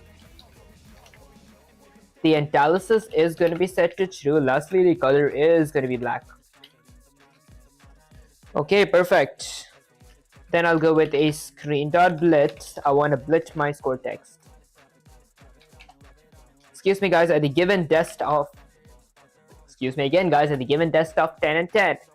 Next up, let me blitz my meats keys and potions. So I'll iterate over my list of keys. So for every key in my game.keys, I'll go with key.draw. This is going to draw my key. Okay. Then let me iterate over my meets. For every meet in my game.meets, was it called meets or meet? Meets, okay. I'll go with meet.draw. Okay, then let me iterate over my potions. For every potion in my game.buff potions, I'll go with potion.draw. Next up, let me draw my health bars. So I'll go with game.healthbar.draw. This is going to draw my health bar. Game.buff potions. Was it called buff potion? For every potion in my game.buff potions. Let me go up to my game class. I have a buff potions. Okay, instance variable. Although this isn't a list, this should be a list. There. Now let me go down. Okay, perfect. Then let me draw my buff bar, but I will add a if statement here. If my let's see, if my game dot buff bar dot activate, if my buff bar is activated, I'm gonna do something. Let's see. If game dot buff bar dot activate, I'll go with game.buffbar. I forgot to honestly add a update method to my buff bar. Let me add that. I hope I remember the code for that. So under my buff bar, after take damage, let me go ahead and add a update method. So let me define update. Okay, I forgot honestly what to add for my update. Let's see. Update was something like time.time. I might change the reference for this. I forgot the code, guys. Okay, so the update is going to be if self.activated time.time. Okay, this is for setting the time. So if self.activate, if my buff bar is activated and in a tuple, let me go with time.time minus self.buff time is less than 5. Okay, time.time function. Okay, I do something. What do I do? I set my self.activate to be equal to false. Was it this? Was that correct? Okay, it was correct. Perfect. Okay, honestly, that part wasn't that complicating. Okay, that aside, let's see. I go with game bar dot update. I update my game bar first, and then I go with game dot buff bar dot draw. Alright, that draws my buff bar. That's honestly everything that I had to draw, right? Is there anything else that I had to draw? I had to draw my floor, so let me go ahead and draw my floor by game dot draw dot rect, because my floor is going to be a rect. The surface will be my screen. The color is going to be, let me copy the RGB color for my floor because I don't remember the RGB color.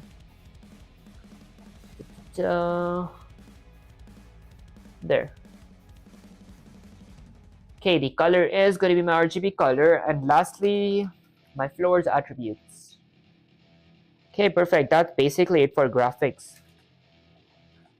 Honestly, I might add a few conditions here now. This is my keys, right? Let me go with key underscore collision. I'll set that equal to this. Okay, do I gotta return anything? I define something. If I overlap, okay, might say no return value. Doesn't return anything. How to fix that? Okay, what do I want to return here? Might return true here. Return true because I did overlap.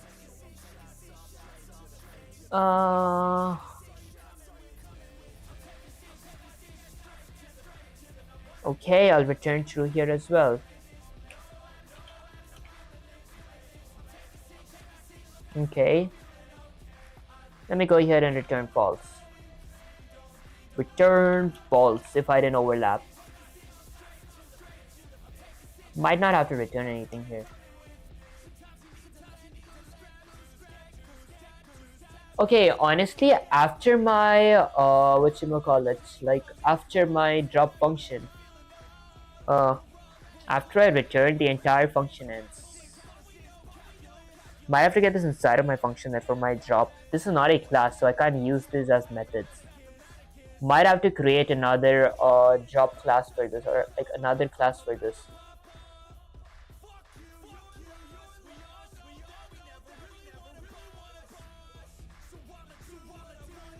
Should I create a collision class that has like a method here? That might be genius, honestly. Okay, I guess I create a collision class instead of a collision detection. Let me copy that, delete it for now, go all the way up here. Above my game class, I'll go ahead and create a class for my collision. So I'll create a class for collision. Okay, my collision class, I don't think would have any parameters. It wouldn't have any parameters, right? Okay, then let me paste this here.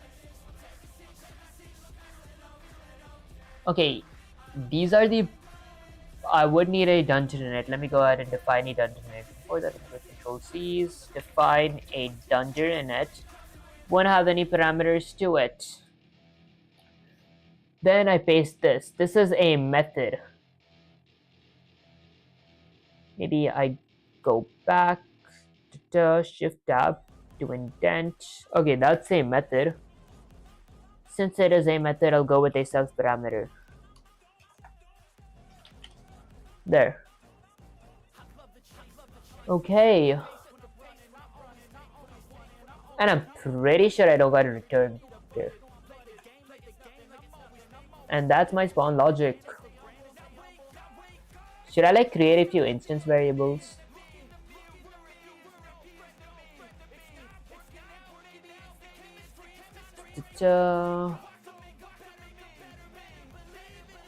Okay, these parameters might have to go up there. Let me copy that. Paste it here. Now create a few instance variables. So self dot hero equals to hero. Self dot drop object. Let me copy that to avoid typos. Equals to drop object. Let me copy the drop delay. Self dot drop delay equals to drop delay. Copy that. Self dot drop time equals to drop time. Copy that as well. Paste that. Actually, this should be self. So self dot object class equals to object class. Okay, perfect. Now I just gotta prefix everything here with self. Okay, so let me create self dot.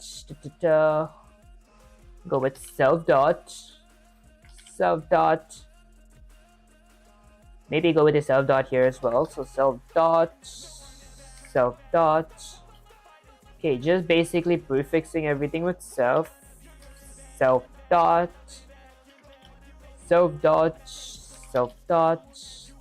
Lastly, a self dot. Honestly, this should be self dot as well. Okay, perfect.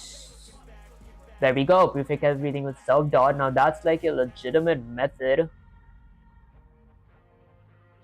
Okay. Although I could have like added these parameters here instead, that would have worked as well. But this works as well. Okay, that's for collision detection.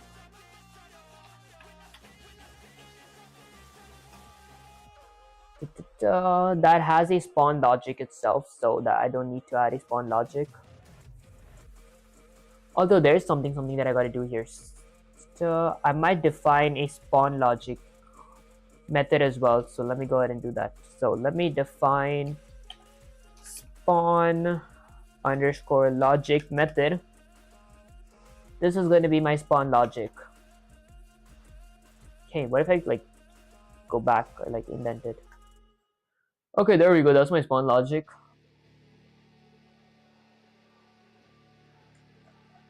Alright, so now I go all the way down here. Honestly, I will copy these. Let me copy that. Now delete this. Okay, let's think. What else should I do now? Let me, do I create an object inside of my game class? I do, because I want to reset everything. So let me go here and create a self.collision object. Collision that equals to my collision class. Okay, should it be a list? I don't think it should be a list of my collision class. Oh, I need to add parameters here. Alright, so since I need to add parameters here, I honestly might just copy these parameters from here. Let me copy it and paste it here. And then remove these self dots. Okay, there we go. Remove the self dot. Drop delay.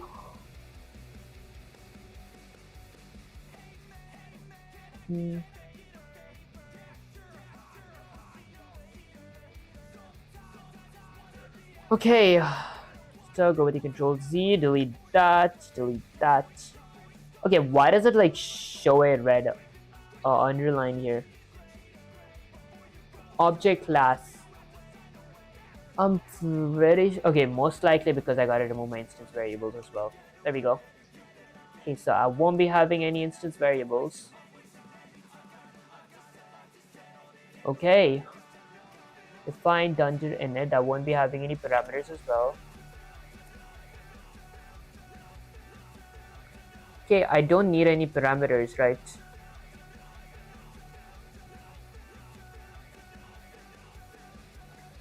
Shouldn't this like work like this? Might not have a dungeon in it as well. Okay, honestly, I never use classes without dungeon in it. This looks more like oh, I see. No wonder. Okay, hold up. Let me just remove those. With like a bunch of Control Z's. Okay, there we go. I gotta copy this everything up till here. Honestly, this might go with instance variables, right? So, okay, these might have self dot. Okay, because that is like a spawn logic that could access my self dot, which is going to be accessing my bees. Or I could remove that. Guys, this is so complicating. Okay, it's actually not complicating though. Game object. Let me check if my stream's going good. Let me check on Twitch. Okay, it's going good on Twitch. Let me check on Kick.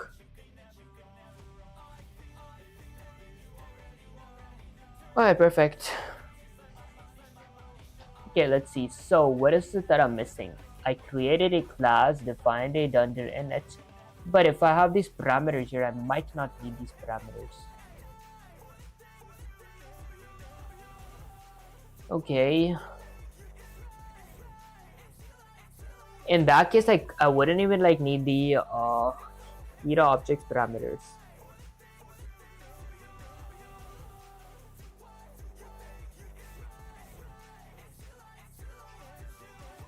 Honestly, this is like a bunch of instance variables.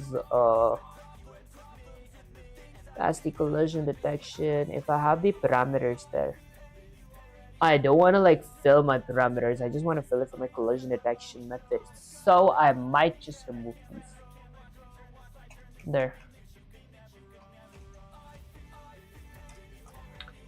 Do I even need a dungeon in it? I think I'm pretty good without the dungeon in it. Okay. Drop delay. So I'll just copy everything from here.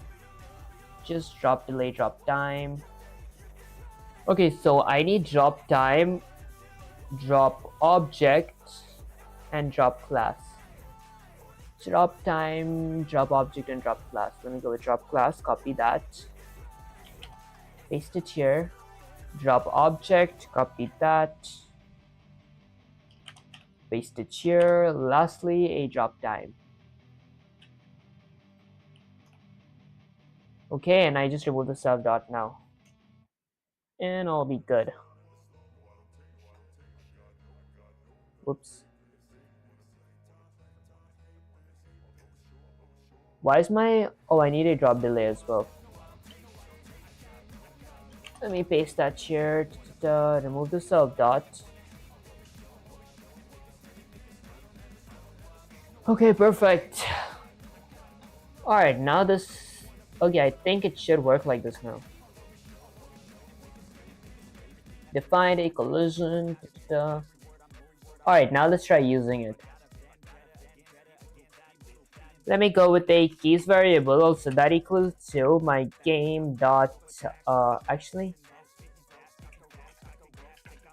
key variable, or my drop key, because I already have a keys variable, so like drop underscore key, also that equal to let's see, what do I want to set it equal to? I want to set it equal to game dot collision dot the collision detector. Now I fill in the parameters. I need hero, drop object, drop delay, drop time, object class. Hero is going to be my game dot hero. Drop object is going to be, let's see, my game dot keys. That's my drop object. Drop delay is going to be game dot, actually not game, it's going to be keys drop delay.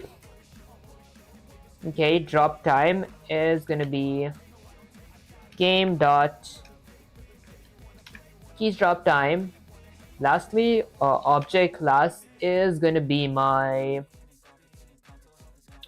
okay, what class does this go under? It goes under my drops class. There. Okay, this should be correct. What's this yellow underline for? It's probably just my editor. Okay, let me add a if statement now.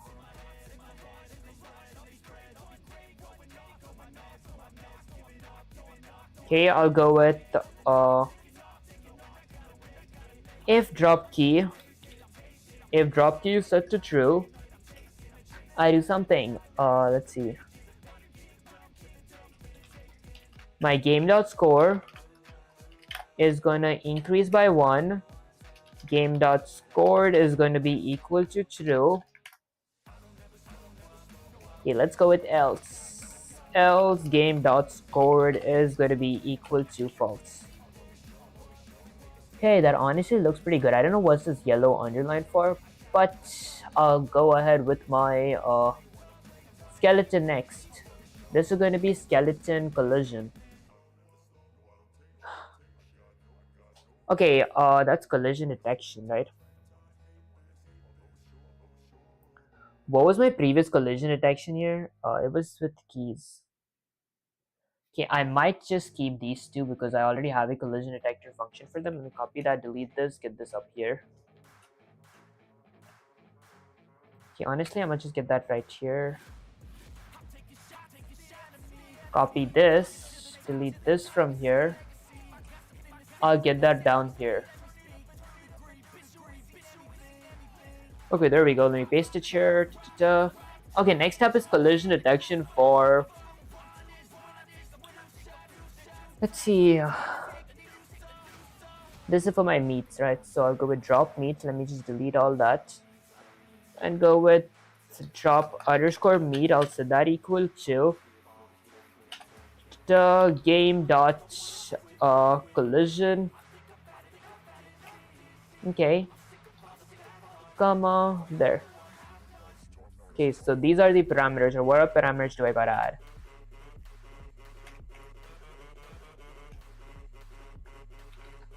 Guys, does this even look correct? I feel like this looks correct. It should be correct. Let me remove this. Okay, so game dot collision. Oh, dot collision detection. There we go. Okay, so I need hero. Hero is going to be my game.hero. Drop object is going to be my game.meets. Drop delay is going to be my meet drop delay. Okay, drop time is going to be my meal drop time. Actually, game.meet drop time. Lastly, object is this is gonna be my meals class. Okay, 20. Guys, my OBS was reconnecting. Let me check if the stream's going good. Okay, alright, perfect. Okay, got me scared for a second because it said OBS was reconnected, so I thought the stream just ended. Let me check my Twitch stream, it's going good. Okay, and then check my Kick stream. Alright, perfect. Okay, next up. If drop meet. Okay, if this is set to true, if I collided with a meat, I heal 20 HP. Okay, that's honestly pretty much it. Then I gotta go with potions. The drop underscore buff underscore watch potion. I could just write the whole spelling. Also, that equal to game dot collision. My collision object dot my collision detector function. Parameters is gonna be game dot hero. Game dot hero. Okay, let me just check what other parameters I need. There we go. Okay, so I need to have game.hero, and then drop object is gonna be game.buff potions, okay, and then drop delay is gonna be potion drop delay. My buff underscore potion underscore drop underscore delay, and then drop time is gonna be my game dot. Okay, buff potion drop time. Lastly, my class is going to be my buff potion class. There. Okay. Now let's add a if statement. If drop buff potion, if this is set to true, I'll set my game dot buff bar dot activate buff, which is going to be 100. It's set to 100 by default, but I'll specify it. Okay, perfect. Next up, let me go ahead and spawn my objects. Maybe I go under this only. Then I type game dot. Actually, I could spawn them here. Maybe I add a comment that says spawn objects. So I'll go with game dot collision dot spawn. What's it called? Spawn. What was the method called? Okay, spawn logic. There we go. What are parameters? I need object class. So this is going to be the object class. Firstly, it's going to be keys. So this is going to be my drops class. And then drop object. Okay, object class. What all parameters does it need? Excuse me, guys. I should have specified the parameters that it would need before. So this is like way too complicated in general. I feel like doing it manually would be much easier. Object class, drop object, drop time, drop delay. Drop object, drop time, and drop delay. My drop object is going to be my game dot keys. My drop time is going to be let's see, game dot keys drop time or key drop time. There we go, and drop delay is going to be my key drop delay. Okay, let me go ahead and add one for the game dot collision dot spawn logic. This is going to be the spawn logic for my, let's see. No, this won't be drops. Okay, this is going to be for my, let's see, for my meat. So I'll go with my meals class. Okay, and then drop object. My drop object is going to be my game dot meets. My drop time is going to be game dot meet drop time. Okay, lastly, my drop delay is going to be meet drop delay. Okay, and then let me do it for my let's see. Okay, let's go with my buff potions. So I'll go with game.collision.spawn logic. I want to spawn my object class is going to be my buff potion class. Okay.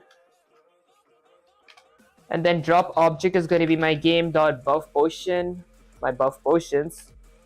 And then drop time is going to be my game.buff potion drop time. Lastly, buff delay is going to be my buff potion drop delay. Okay. Honestly, this is a basic lead. If I were to run the command, everyone spawns. Coin spawns, guys. Everything spawns. If I collide, it says boom, collided. My health bar takes damage. Although, why are they so big? Did I heal when I ate that thing? Okay, I did heal.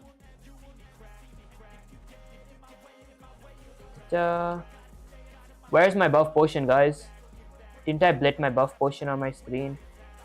I win. Let's go. I lost. Okay. Where's my buff potion for every potion and buff potions? Didn't I add the parameters correct here? And why are my objects so big? Did I like scale them to be 0.1 size? They're all like massive. Okay. Okay, their size should be good enough. What happens if I run the game? Guys, is it just me or this looks real scuffy? I mean, it does look scuffy, but at the same time, I won't say it's bad. My meals work. Where's my buff potion? It doesn't spawn in the screen. Buff pod image. Meat image. Key image. Okay, and then under my buff potions class, I added the code to spawn my buff potions exactly the same as my meat spawn potions.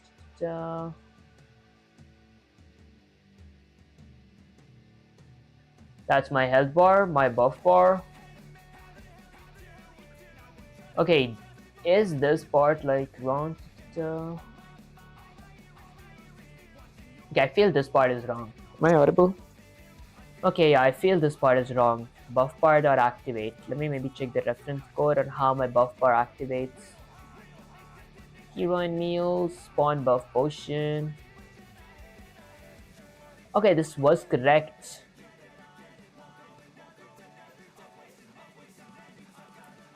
Huh, why isn't my buff bar activating then? Potion.draw.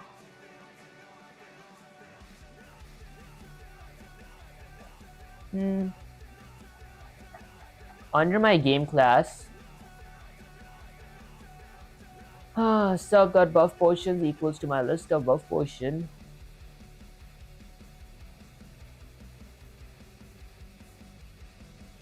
Okay, let's see. That is my collision detection. That's correct. Guys, compared to this game, let me run this game. Mission: collect 10 gold coins.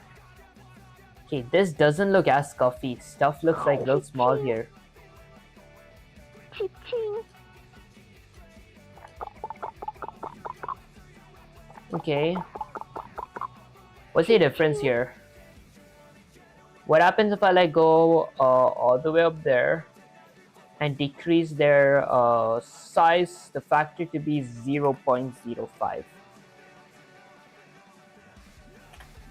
Okay, now if I run the command, are they going to be relatively smaller? Huh, what if I go with 0.05? Okay, they're literally the same size. I feel like something messed up. Okay, for my win logic as well, let me go ahead and fix my win logic. Something looks real messed up, guys. Like, okay, there we go. This should be else if. No, wait, this should be if. If game.game won, else if game.game lost.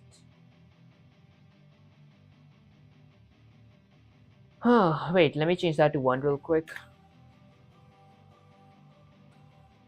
Collect a coin.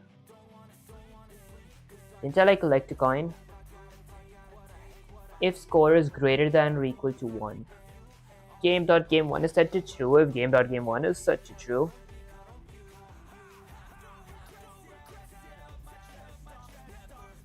Okay.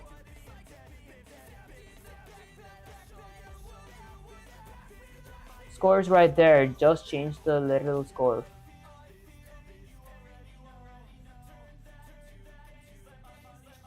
Okay, let's try losing. Why isn't the size and everything? Should I like add the collision logic and everything manually? Just boom collided, boom collided. Why are the meats so big? Okay, it says press R. If I run the command, let's try to win. I got 1 score. Okay, the meat and everything works on it. The collision logic is like perfect. Okay, actually, let me go ahead and do a control C. Get Sutsei here. Paste it, add a bunch of spaces, say Sutsei. I tried doing... Okay, actually, this is the wrong sensei. Let me go here. Okay, in this chat, let me paste it, add a bunch of spaces, say Sutsei. I tried making a few small changes here, ... But something doesn't look correct. Question mark. Okay, Vivek, you're getting braver. You're getting braver, tinkering deeper into beasts. I can see the cracks. Let's dissect your code like a skeleton autopsy. Here are the problems staring at me in the face. Okay, collision detection never runs anything. You know, okay. But you never return true when collision happens. That means this always returns none. So your checks later. Okay, you will never run because drop key is none. Fix add true false. Okay. Spawn logic. You wrote you're passing the new drops. Okay, instead of class. Passing the new object drops instead of class reference. Your method expects a class to create fresh objects when it's time right now. Okay. And in spawn logic, call the class, return drop time, then update your game to capture it. Your buff bar update logic is upside down. Okay, this should be greater than, okay. Your automate makes the skeleton teleport. Okay. That sets X to 0 every time.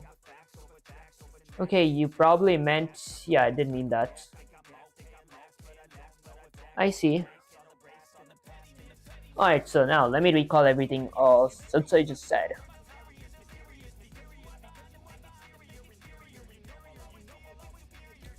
Okay, my classes shouldn't have this. Okay. There. Inside of my game objects class, I return true, else return false. Okay, collision did happen. Let me return true. Wait, where did I have to return true? I forgot. Okay, let me indent and return true. Okay, else I'll return false because collision didn't happen. Okay, the object class.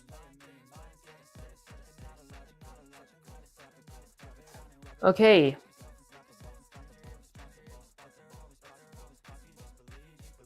Alright, now let me go ahead and go down. Okay, that should remove the red underlines. Okay, perfect, good. It removed them. Okay, and the next mistake that I had was my logic. Was it drop logic? I forgot. my buff bar logic, which should be greater than 5. Okay, but never returns. Spawn logic is broken. You're passing a new object drops instead of a class reference. Alright, I did fix that.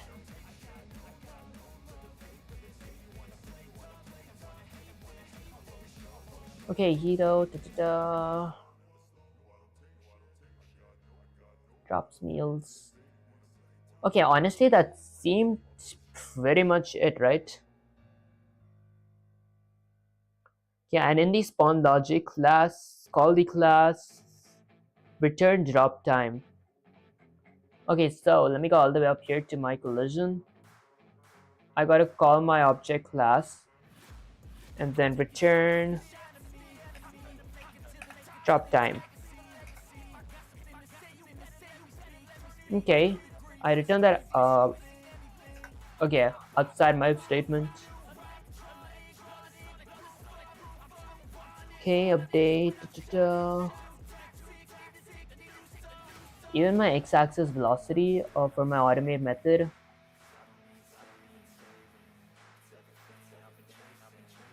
Okay, this is going to be my self-direct.x-axis increases by my self.x-axis underscore velocity. Okay, now what happens if I run the command?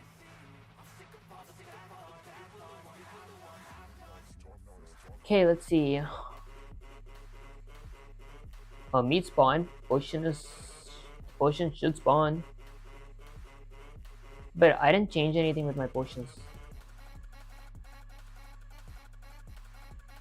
Okay, let's go with the control. Control C, get Sensei here again.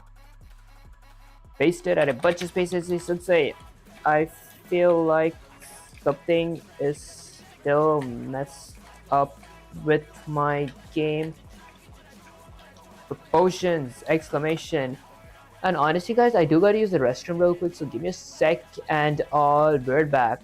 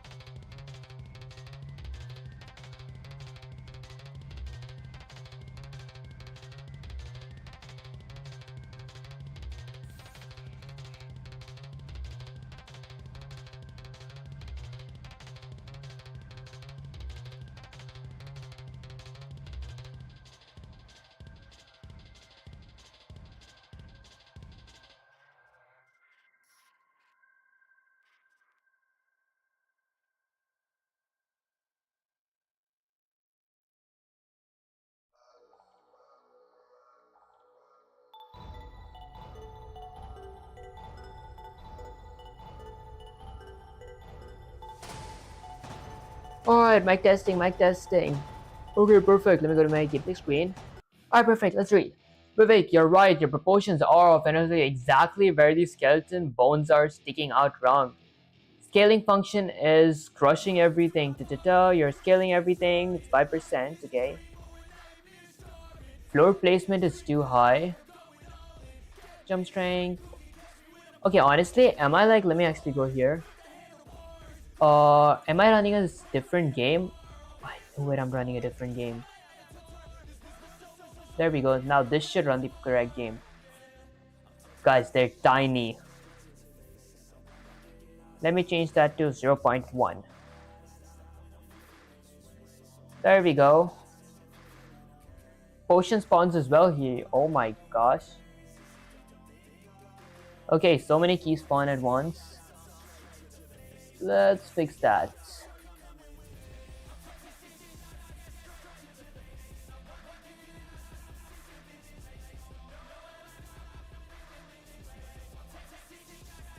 Okay.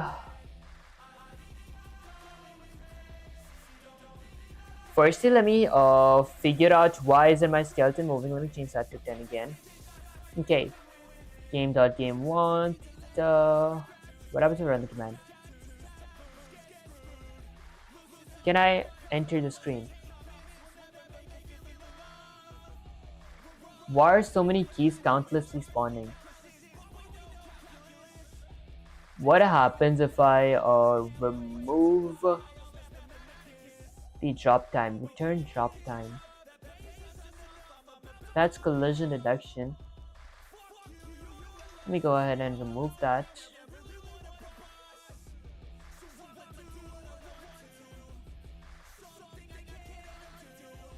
My player's right there. He's like kind of stuck. Okay, let me go ahead and control C, gets it say here. Whoops, guys, I closed and saved by mistake. Okay, there. Let me paste that a bunch of space and say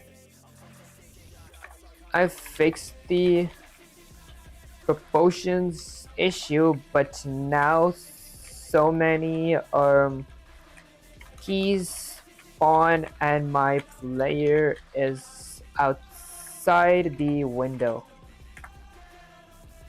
Okay, let's see, Vivek. Good, you fixed these scales, but now the chaos begins. Let me tell you exactly why you're drowning in keys and why your hero escaped the battlefield. Keys spawning endlessly. Look at your logic. You update drop time inside, but you don't return it back. Okay, I did have a return drop, it still did it. And in the loop, hero is outside the window and you apply gravity. Problem, stop the hero at the floor, good, but you forgot to reset vertical velocity to be equal to 0. Oh, I forgot to do that. Okay. So right now, okay. Let me actually try that again. Return drop time. Okay, and where's my hero? My hero object right here. Okay, I'll go with self.rect.y-axis underscore velocity. Actually, not rect. Self.y-axis underscore velocity equals to 0. Now I've run the command. Line 205, value error, max iterable argument is empty. Line 205. Okay, right there. Okay, maybe I go to the reference code. Let me check my max here.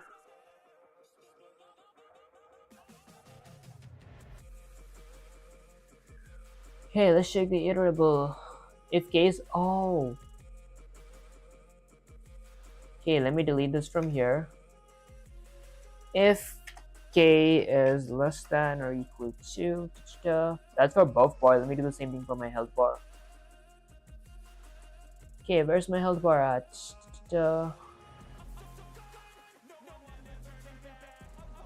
Okay. Alright, I see my player there. Okay, why does so many coins spawn? Is something like messed up with my coin logic or like my spawn logic? Oh, maybe I should like return it here.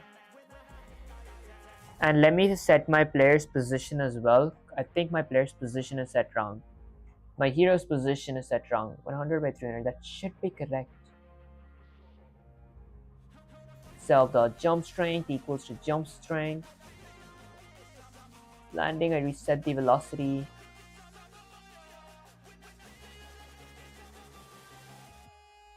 Okay, so many keys spawn. Let me go with the controller. Control C, get Sensei here. Paste it, add a bunch of space and say Sensei. So many keys spawn now as well. And I can't see my player. Okay, Vivek, listen, you've built a key tsunami and buried your hero alive. Let's fix this step by step. Problem 1, infinite keys. Here's your call. But look inside your spawn logic. You're not updating key.drop time with the return value. Okay. Result explosive keys. So the timer never resets. Every frame thinks time passed. Spawn result. Okay, fix assign back return value. I do have it returned inside of my spawn logic.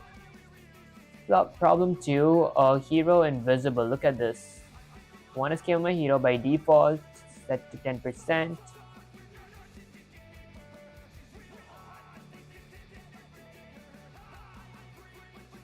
Okay, adjust until the proportions feel correct.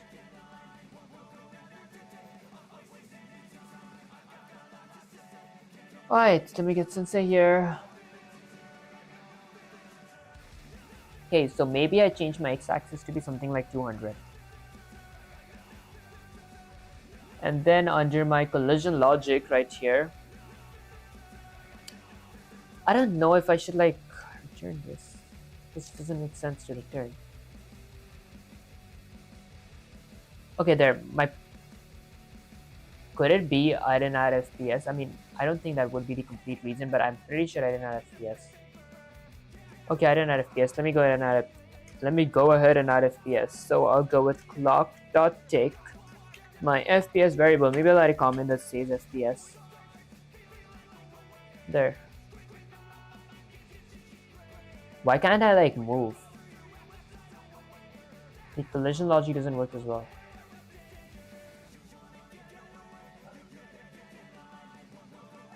Okay, I went with skeleton.automate.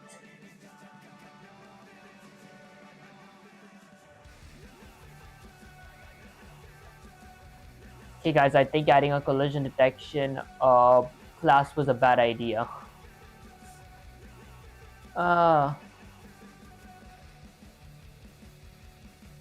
Object return.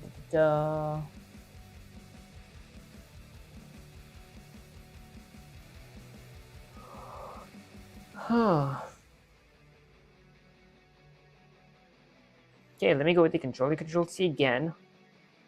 Guys, I might just call it a day. This is I feel like the whole code is messed up. Let me say, Sensei, I think that adding a collision class messed it up, question mark.